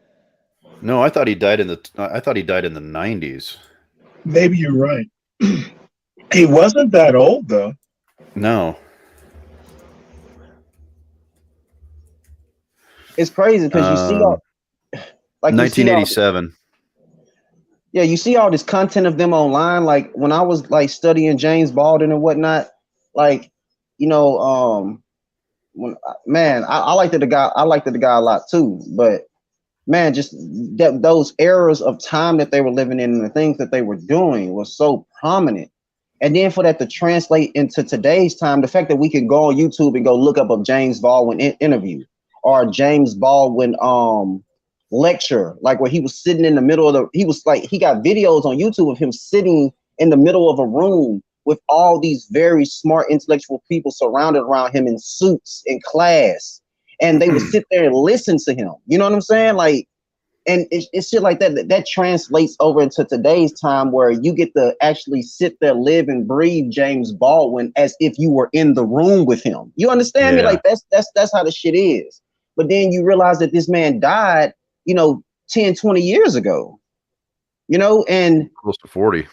right. So like his teachings and everything that he stood for is like, it's so set apart from what we are experiencing right now at this very moment. Like it's a How, whole nother ball game. how so? How is it different? I don't know. I just felt like people back then, I don't know exactly how they went about it, but it was more accessible for you to go out there. And I think, see, Steve was talking about this on Coach Love's show the other day. He was saying like everybody's in their damn phone. Go outside. He was like, Yeah. go the fuck outside. Go experience some shit. Go outside and how? You know what? I think Steve was kind of like this. Go outside and how about you stay outside? You know what I'm saying? It's people have spent so much time on we spend so much time in our damn phones, like literally, like our face is just in the fucking We're, phone. we're in the metaverse already. Yes. And it's like have nobody. you unpopular? Have you ever watched the James Baldwin William F. Buckley debate? Yes, that's probably one of the biggest ones on YouTube. Yeah. Yeah, that's one I would watch religiously a couple times a month. I still do to this day because it was such a fine. James Baldwin was like he was always in amazing form, but like he was in such crisp form during that debate. I just absolutely love listening to him in that debate. But there were so many good, like James Baldwin just had a way of speaking that was just intoxicating, I think. He was unapologetically black. Yeah. And later Like, on, unapologetically gay. I mean, all those things are translating into what we know now today. Like back then, I feel like he said that and he meant it. Like nowadays, it's kind of like a coined statement. I'm unapologetically black. Unapologetically gay. Like, because if you don't really like, you got to be careful because going out there trying to represent that shit nowadays, I mean, once you get discriminated against, you're going to be hurt. You know what I'm saying? That's why I say they fought for their own rights back then. They stood up for as an individual. They came together as individuals. I mean, nowadays with everything being so separate, I mean, it was like it's the way that they did these things inside of universities, or it's like these public spaces that they had where they could do this. Like nowadays, it's just like, man, I mean, with all the gender identifications, I mean, anybody could call you gay, and like you don't know what you are. Like I'm sitting here right now. Sometimes I have to ask myself, am I gay? Because what if somebody calls me gay? Like, bro, you're gay. I'm like, but I don't identify as gay, but you're gay. Well, wait. And then you get confused because you're just like, wait, what do you mean? They like, you're gay. And it's just like, wait a second. And you're dealing with that. You're dealing with the fact that people are calling you something and you can't accept it. So you have to, it becomes percentiles. You might be 45% gay. Other side of you may be straight. It's a different way that you have to identify.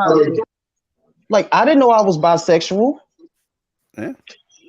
Well, the neat thing is, and I say it as the oldest person in this interview. After a certain point, you just don't give a shit.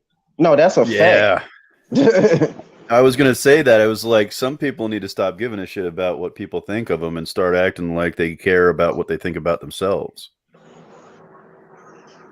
Like Yeah, you can man. call me whatever name you want. You can call me white. You can call me gay. You can call me stupid. It doesn't matter to me.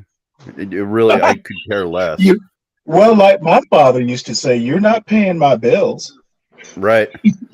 You might have a say, when you start paying my electric bill. Yeah, we have that saying in my country too that you're not putting food on my table, so why should I care what you think about me? See, my ass would just bring over a bunch of food, slap it down on your table, and still call you stupid. Just because I can. But no, I wouldn't do that ever. But the when I look back and I've read all of these different authors throughout the last 100 to 200 years, especially on the race debate, not one of them held all the same views as the other ones. Like, these were nuanced thinking people. They had their own ideas, they had their own beliefs, they had their own concepts of what they thought change would look like. And I don't think you can at any point in time say, well, this person had the biggest influence on it, because without those other ones, there wouldn't even be a conceptual framework of understanding how far we've come to how far we're going. And every single one of those voices was needed for the movement to really actually grip and take hold, because you had to appeal to a broad range of people, of personalities, of backgrounds. So you needed the different backgrounds, going on the same mission for equality to be able to make the largest number of changes. Let me see if I can piss some people off and go, I would agree, except for Marcus Garvey. And then, hey, my personal opinion.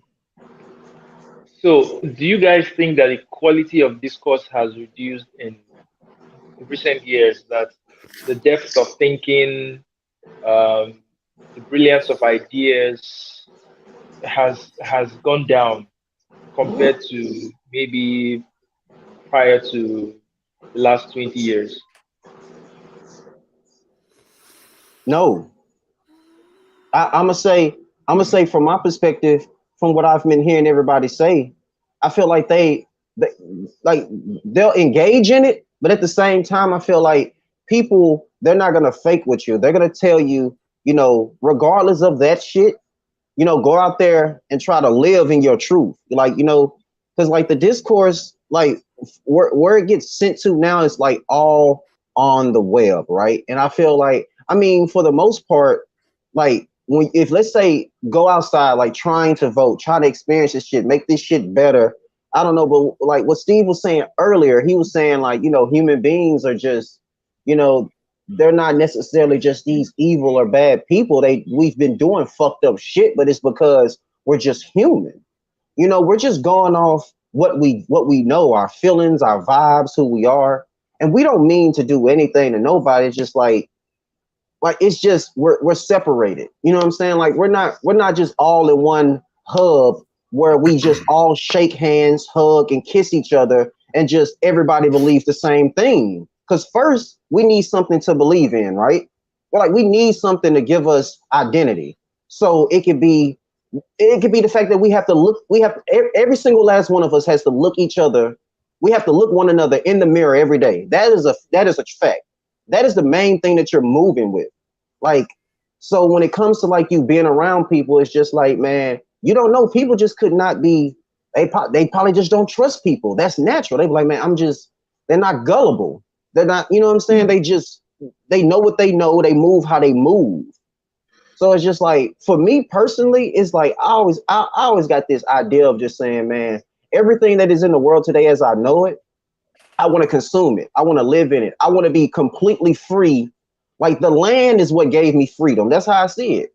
The land gave me freedom. The land gave me identity. So I try to move in that truth, and I just try to say, man, no matter what, to the day I die, I have to try to exercise and access that freedom, but I have to be careful because I don't want to get shot, stabbed, beat up, or killed. You know what I'm saying? So I have to move according to the land, the laws of the land, so to say. It's shit like that, and I feel like people move on that aspect. They move like that. Yeah.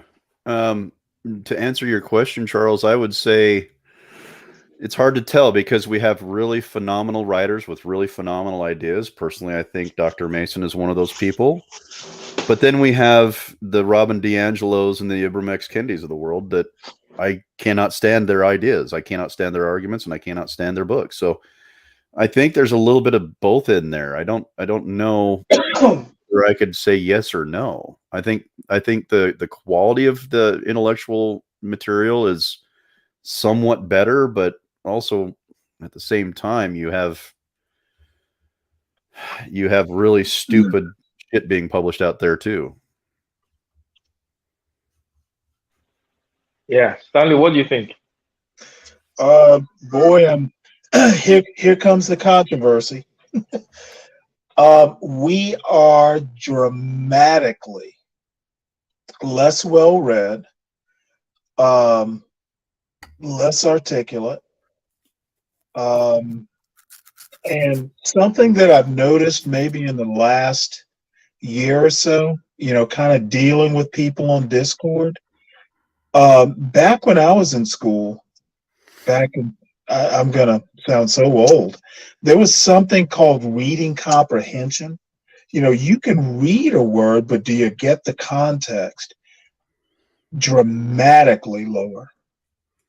And I think if and I know I'm going to go against Steve, and I'm kind of a glass half empty person.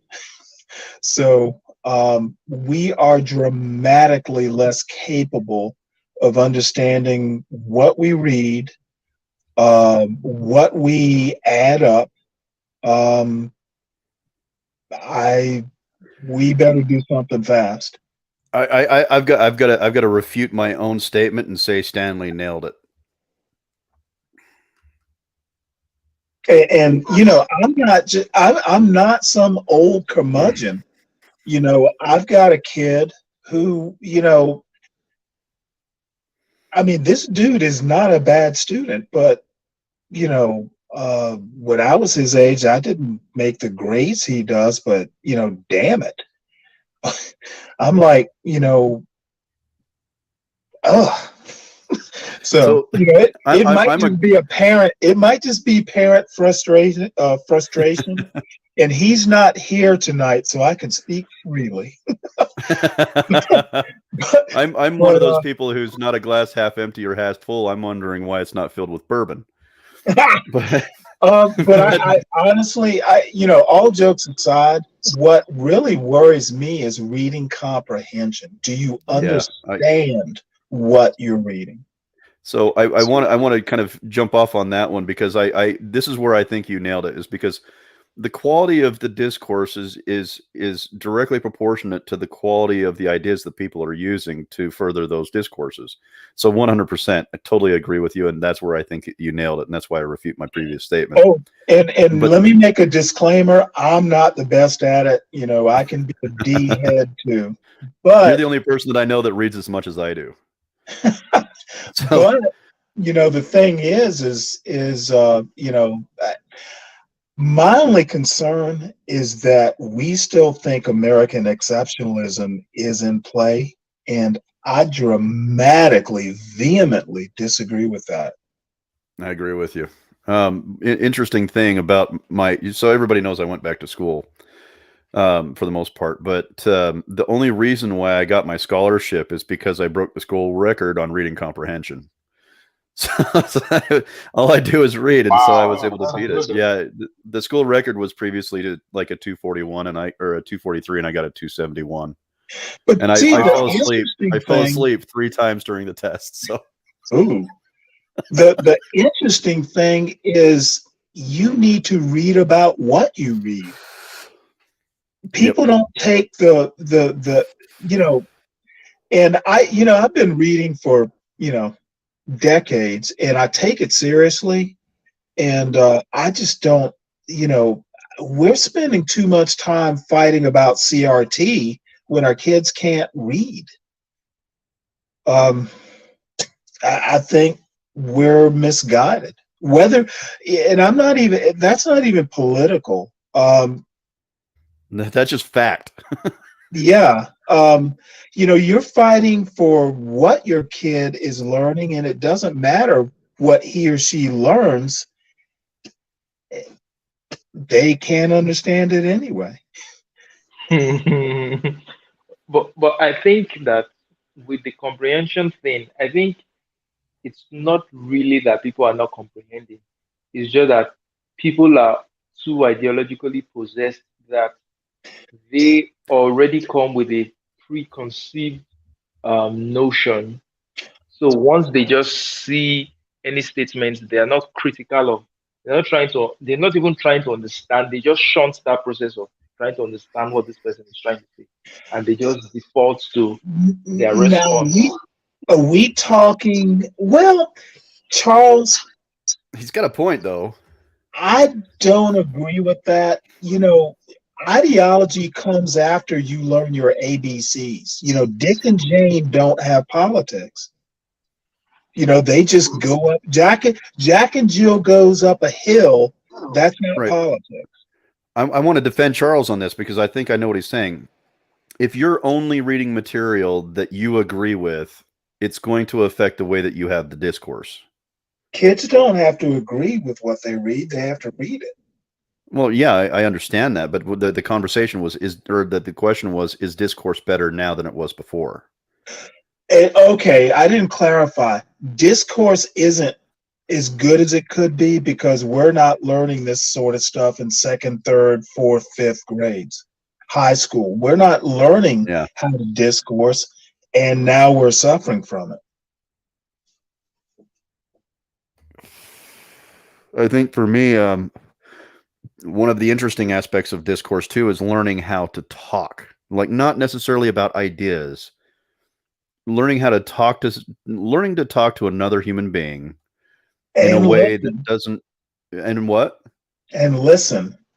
And listen. That was the next part. Was we don't know how to talk to one another. We don't know how to listen, absorb their idea, see where it's good, see where it's bad, process that, and reflect it back out with a valid argument. I don't think we have that skill anymore. There's a few books out there like Peter Boghossian's book, but that's because we want to be right.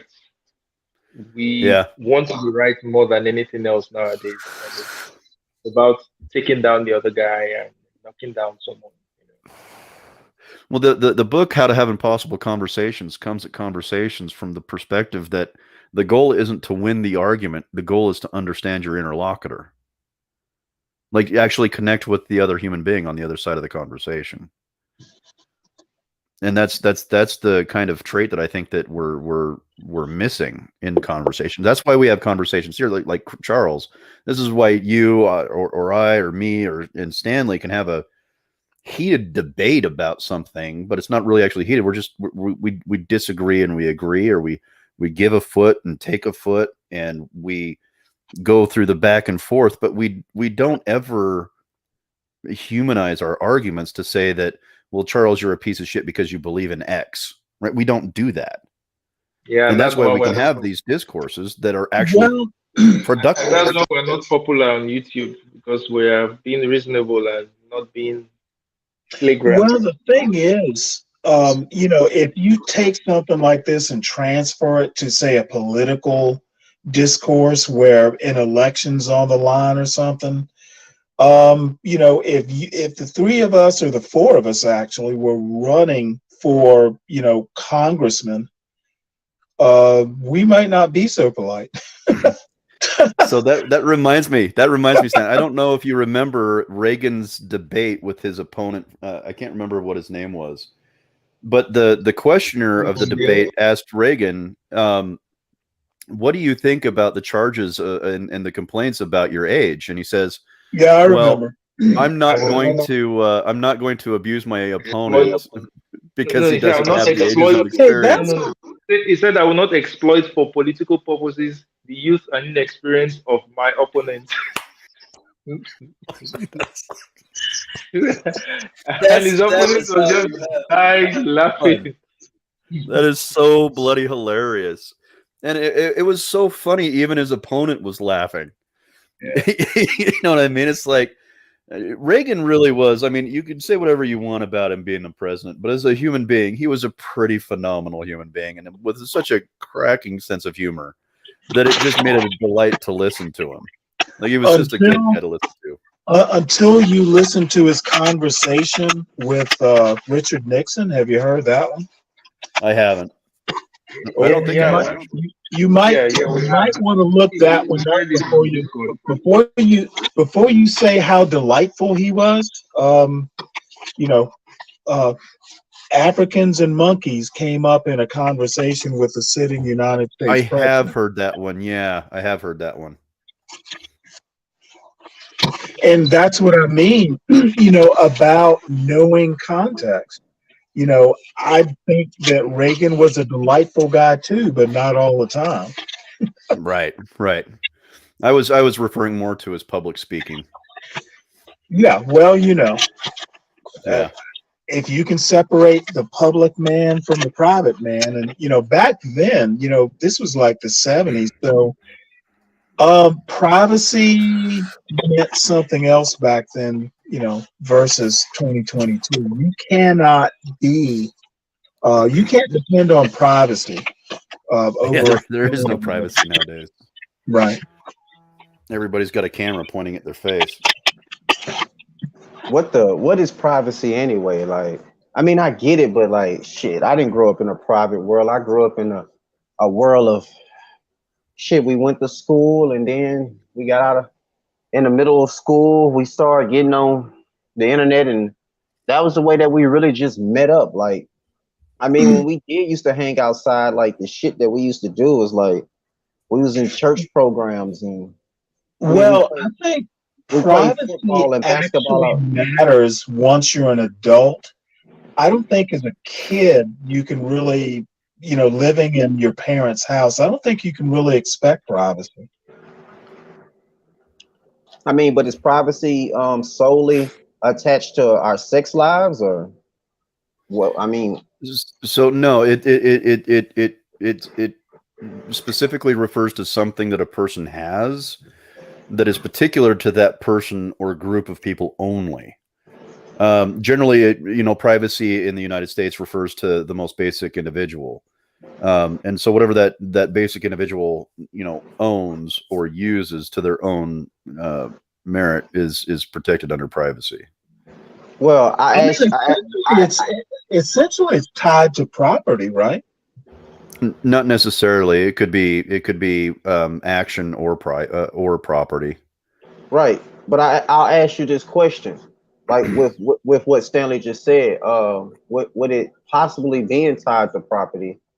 When it comes to privacy, let's say these things that end up belonging to us, like I think most of us can agree that even the things that belong to us don't 100% belong to us.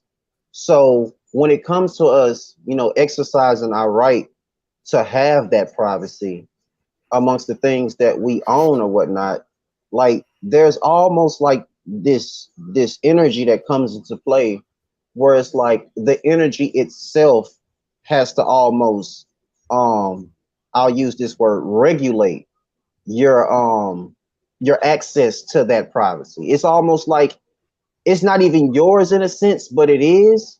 But you have to do more and more of this said thing to gain more to gain more I guess possession of that property when it comes to privacy. That's how I see it. Like, because you could actually be witnessing it, right?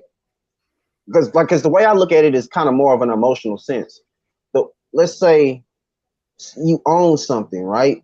But it just it all depends on what you own at this point. Like what properties do you feel you need to exercise your privacy the most in? Because look, when we start talking about privacy, the reason why I asked, like, is it mainly about like our sexual lives? So what is it about privacy that that why is privacy so important to us? What makes privacy so important to us? Like, Why are you so worried about what I'm doing in my bedroom, bro?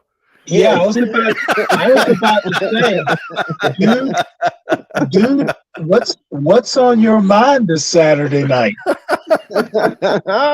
No, privacy is something that you can do, or something that you own, where you can do with it as you please without government interference. Like private property, by its own definition, is owned property. The problem with the Soviet Union was everything, and I mean everything, was owned by the state, including your home. So you had no privacy. You know, when the state owns your home, the state can come into your home anytime it pleases. And so we can clearly see the benefits of having private property and privacy in general as being a human right. That's why it's listed in the Bill of Rights. Oh, there's no right to privacy in the Bill of Rights. It is. It's in the first. No. Yeah. Nope. Now you're going to make me double check. Double check. 100% confident. I mean, that's crazy that you say that, That's because why, just a reminder. Oh, sorry, Fourth Amendment. That's why there's a 14th Amendment. Yeah, so the Fourth Amendment protects the right of privacy against unreasonable searches and seizures by the government. That's not a right to privacy. And the Fifth Amendment also provides the right to privacy against self-incrimination, which justifies the protection of private information. That's a right not to incriminate yourself. The word privacy is not used. Well, no, you have a right to privacy under the Fifth Amendment. So privacy is a clause underneath the Fifth Amendment. Is privacy in the Fifth Amendment? It is. The word? Let's see here. If you haven't noticed, Clarence Thomas, somewhere in that Dobbs decision, essentially there is no right to privacy in the Constitution. It's implied, maybe. It's implied, but there's literally no right to privacy. No, so here's the interesting thing about constitutional rights and civil rights is that we take the civil rights and we have an interpretation of that right. Exactly. Right. So you're correct in that sense, but not a literal right. And you know, literally the right to privacy is exactly why people are up in arms about the Dobbs decision. Yeah. Well, I get what you're saying, but I think I see it more as splitting hairs because the decision's already been there. It's always been around. Now, this is a joke. The Supreme Court does not split hairs. they didn't split hairs in that Dobbs decision. Well, I'm not saying the Supreme Court's splitting hairs. I'm saying you're splitting hairs. No, literally, in an originalist, the originalist argument that Clarence Thomas, for instance, uses, there's no right to privacy. If there was, as a matter of fact, Roe v. Wade was based on the right to privacy, and they just voided it. Yep. So there is no right to privacy, at least in that context. Yeah. And the Obergefell, that, you know, Clarence Thomas had his way. That right to privacy, once you close your bedroom door, that would go if Clarence Thomas had his way. And no. That can't go. Government has no right in The government has no business in people's bedrooms, or at least they There's shouldn't. no, well, um, you know what? Then you and Justice Thomas, when you get him on here, you can ask him that question. But Nah, I think that some things are just so commonsensical that you don't have to be dogmatic about them. You don't have to look for a literal right to privacy being written. I think it's inferred naturally that the rights of people should not be the rights of people to, live a separate private life from the prying eyes of other people or from the government is it's I think it's a given or it's self-evident that it's not necessary to even write it down in the first place. The Constitution would disagree with you that privacy is self-evident. I can find you the books, I can find you the arguments, and the only reason I bring this up is I'm kind of pissed off about it. You know, they're literally uh, are people who don't think you have an implicit right or a self-evident right to privacy. And it is a conservative position. It is a Clarence Thomas position. I'm not kidding. I'm not making it up. And the only reason I know so much about it is it caught my attention around about the time that they overturned Roe v. Wade. Oh, so yeah, you're absolutely right, and I was wrong on the fact about privacy. However, how it's been argued in the past has been the penumbrum and emanations of the Bill of Rights conclude that there is an overall body of privacy. And it's enforced in the 14th Amendment and literally. Now, I don't know. I don't want to belabor the point. That right to privacy is kind of up in the air right now after Dobbs. And if you go, and I actually read Clarence Thomas's concurrence with the Dobbs decision, and it is scary. Yeah. And I like Clarence Thomas. He's from Chatham County, Georgia. He's he's a homeboy. So that's just you um, being, how will I put it? Because it's your hometown, you're supporting him, right? Well, I wouldn't say support, but I've Like, read a couple his autobiography, and I've read a biography, and I understand why. I understand his point. So I just, I have some, problems.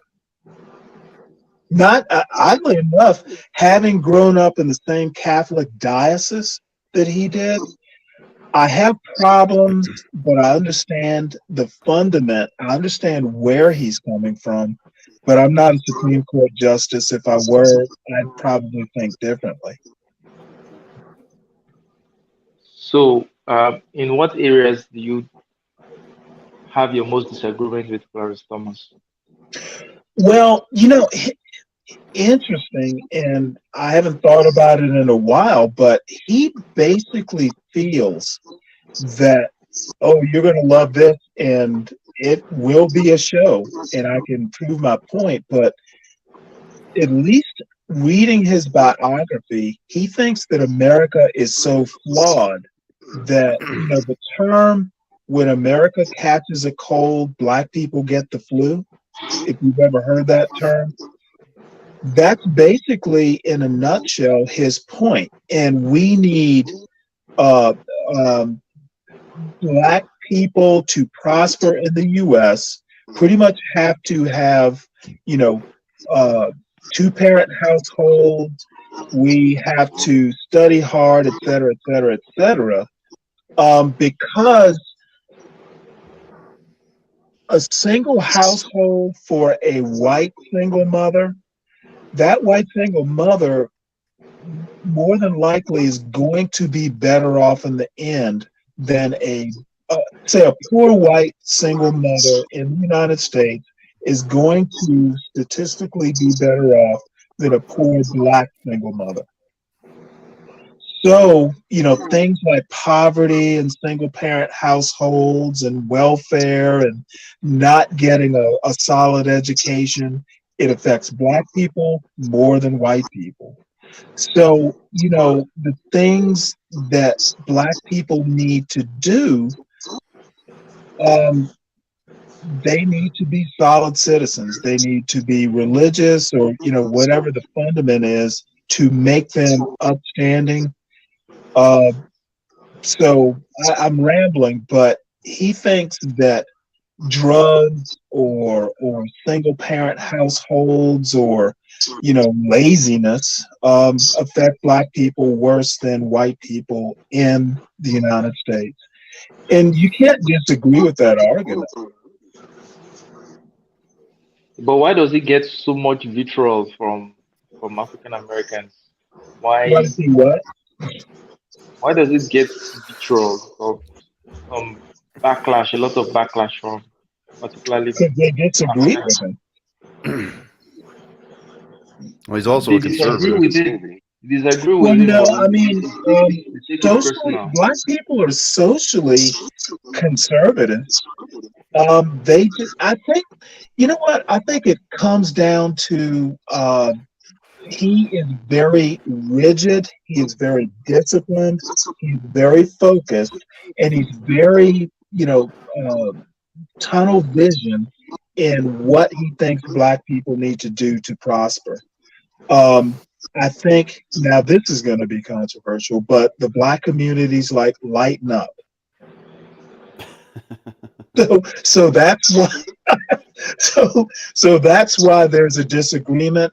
And by the way, you would be surprised. I don't think Clarence Thomas has as big a pushback from the ADOS community as the news makes it out to be. I honestly don't.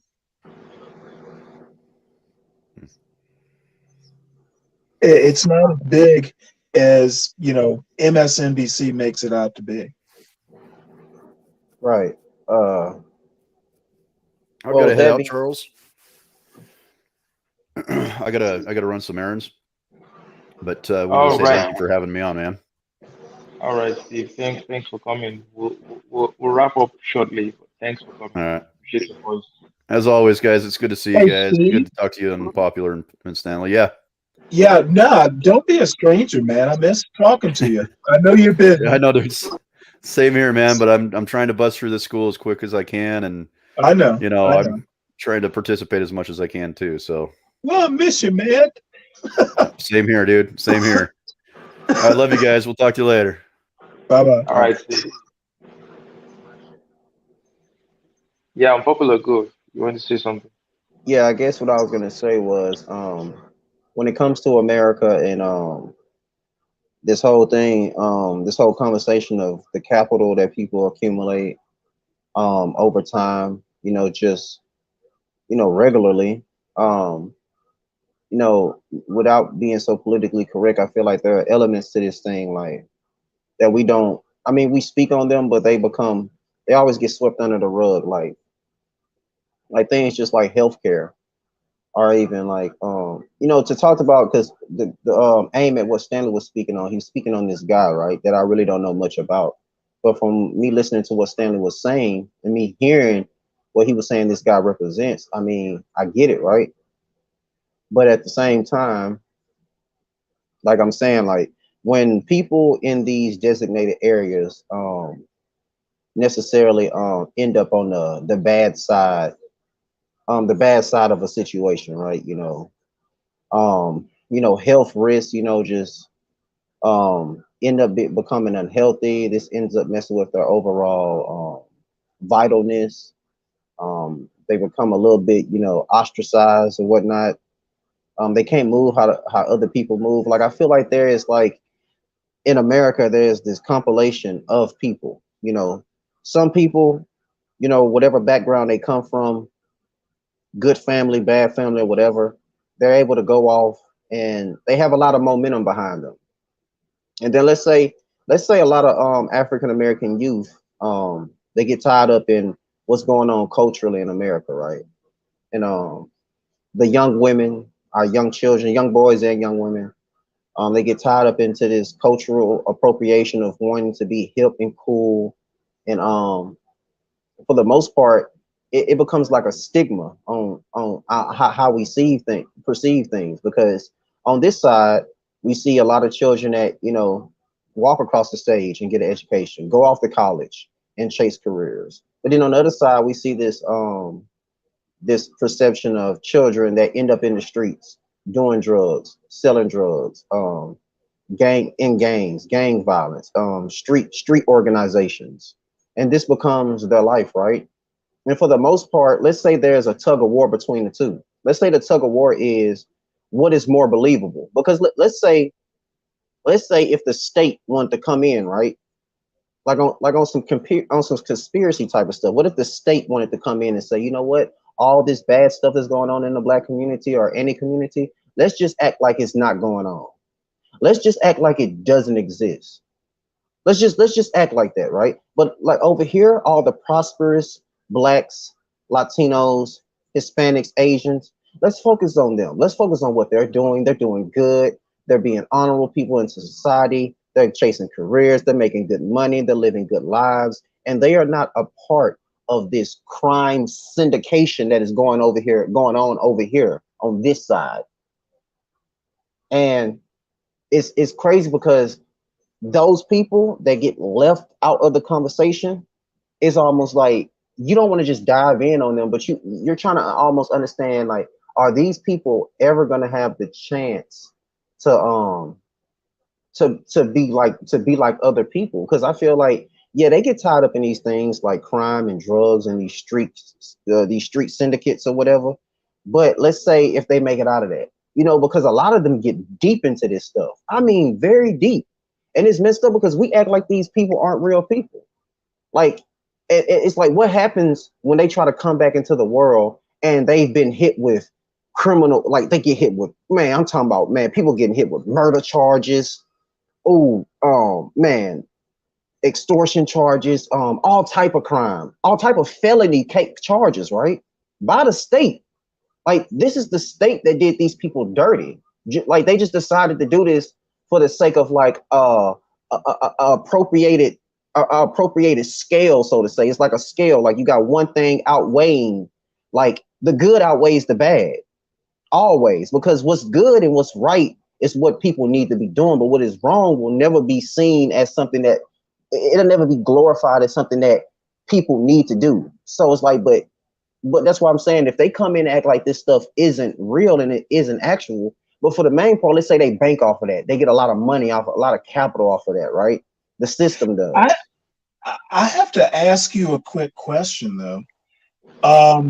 And I don't know the answer. I'm not really trying to, do a gotcha here, but of course crime is real, but is there any choice in committing a crime?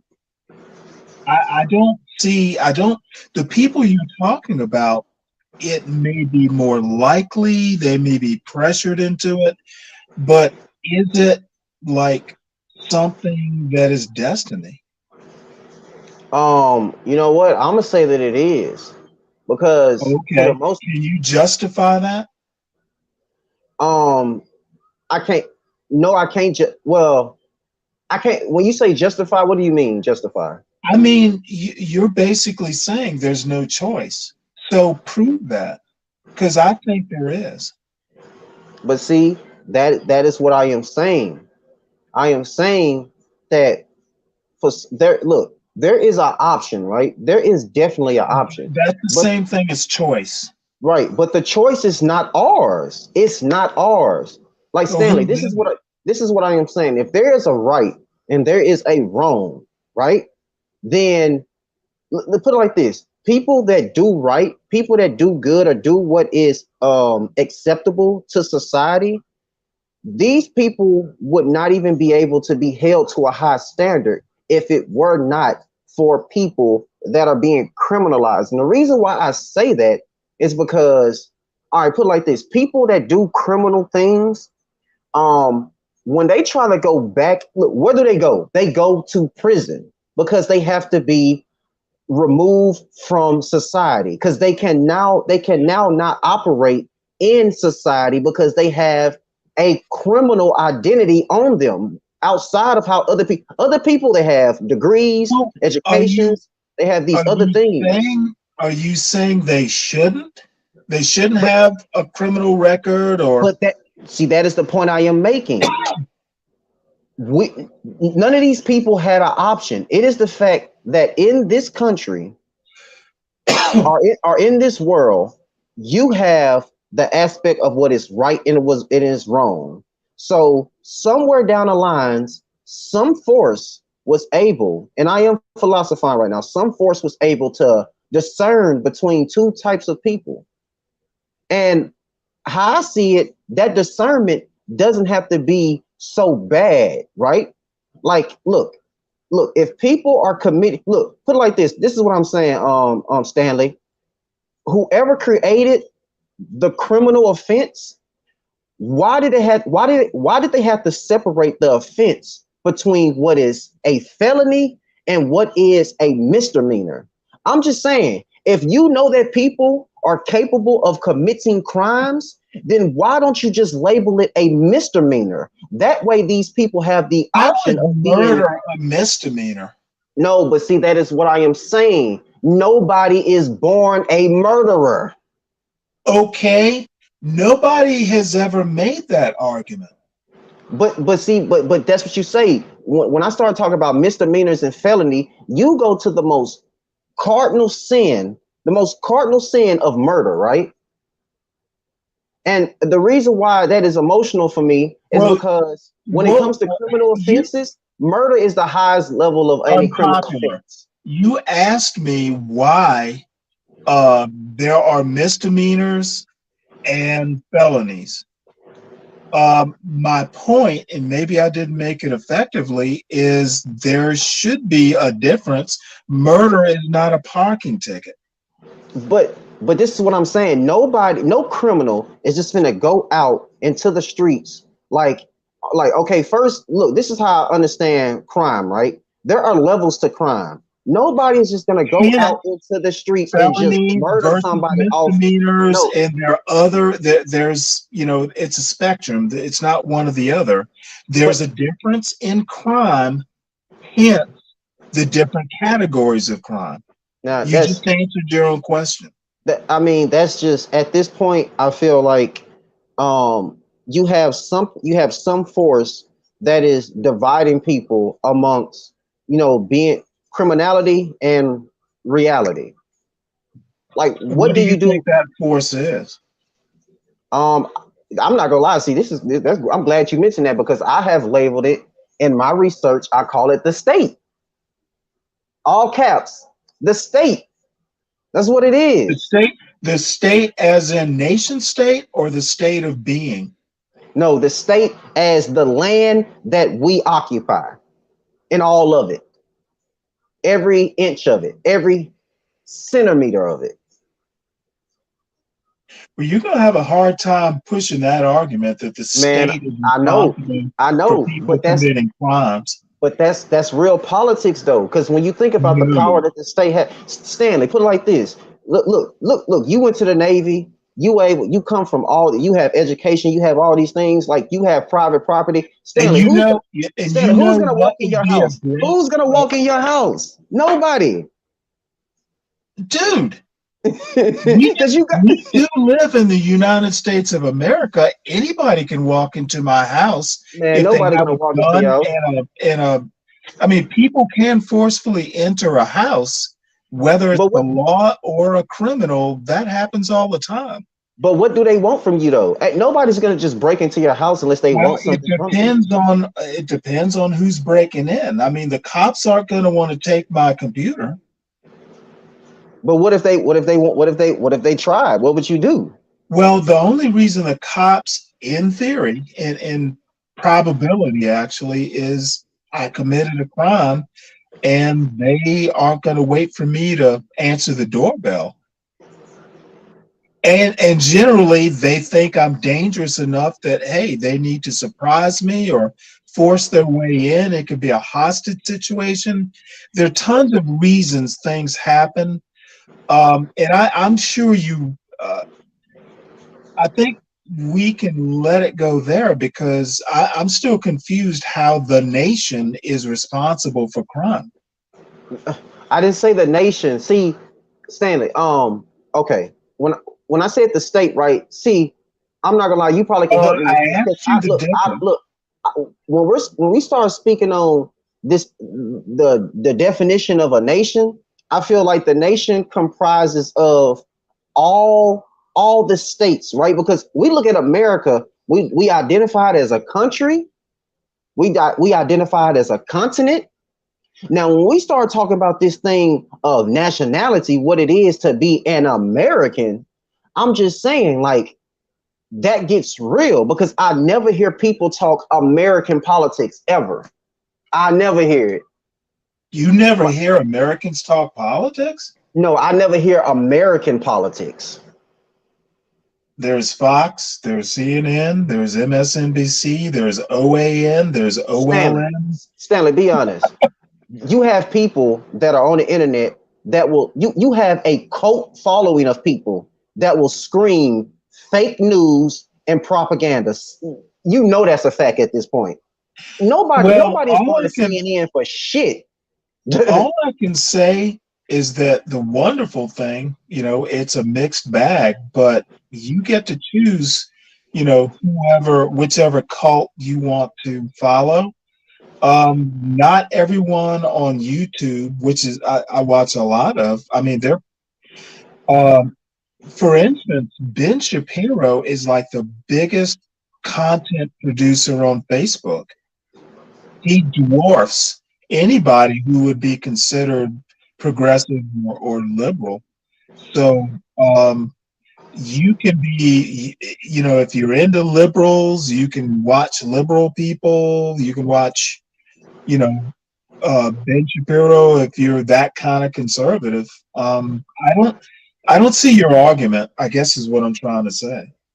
um, Right. I you don't. think So I you think don't. My argument is okay. Like I was saying to Steve earlier, we have these isms. Um, as we know it, America has always been a capitalistic country. Now, I remember you told me something about Adam Smith, right? One day we was having this conversation, Yeah, Stanley. you should read him, was my point. Yeah, but I'm just saying there are so many people outside of just this one person. Like, look, I take capitalism on a small. I'm not finna go off. I'm not finna dive into the goddamn Atlantic Ocean, going into the depths of capitalism. You know what? I'm gonna treat this stuff like Jesus, and I'm gonna walk on the water. I'm just gonna touch the surface, cause look, that's where you get the bulk of everything before you dive into shit. You know what I'm saying? So I'm gonna walk on this water right quick, and I might throw a stone and let it just, let it skip across the top of it. Well, But what here's my advice: follow your heart. hey, However, you run the risk when you start talking about this, that, and the other about capitalism. Walking on the surface is not going to cut it with people who actually know what they're talking about. all right, guys. We've done 2 hours, 30 minutes, and pivoted from the original topic of um, Martin Luther King, whether he's been whitewashed. So let's just wrap up. Unpopular, tell me what your final thoughts are, and Stanley, your final thoughts, and we'll be done for tonight. all right. My final thoughts are: I know we took this conversation everywhere, but relating it back to the original topic was, MLK. I feel like he was definitely this person that was all about organizing African Americans to be more economically inclined, more financially literate, and Mark, for the main part, I mean, he was just promoting, black prosperity. That's all he represented in America. So, just to wrap things up, I just feel like um, he holds a lot of stock in the African American community. It's just that if you're able to actually catch wind of that stock that he put out into the country. So if you are, I mean, you can use that to your benefit. He is definitely a representation for African Americans. So I mean, I feel like at this point, I don't know if that is good nor bad, because I mean he was assassinated. So let's just keep that there. But as far as other things go, it's just like, you know, yeah, just try to figure it out by how I see figure it out on your own. I think that's what MLK really stood for. Figure it out on your own, because we take black leaders and we love to put them on this pedestal after as they're supposed to be our saviors. But at the end of the day, he was promoting prosperity through safety. That's what that was his whole message: prosperity through safety. And all that message equals up to now is, hey, you got to get this, shit done on your own. Look, I'm here to support you and to encourage you, but you got to get this shit done on your own. So yeah, that's my final thoughts on that. All right, thanks, Stanley. Well, they were telling those barking dogs and fire hoses down south, prosperity through safety, and the dogs didn't get it. Um, I guess my only thing, I guess my point is I wouldn't say whitewashed, I would say politicized. And, I think whitewashed is kind of too crude a term. So I think that Martin Luther King was much more than context of character. He had a lot more to say than that. And I just appreciate people taking him actually seriously. And I don't see that happening, by the Tucker Carlsons of the world. So that's my thought. All right. So thank you very much, guys. Sure. Good conversation we've had today, and I'll catch you guys in another live stream. So if you're just joining us, please like, share, and subscribe to this channel if you haven't subscribed. And I'll see you in another live stream. So it's bye All for right. now. Thanks. Enjoy it. Have a good night. Yeah.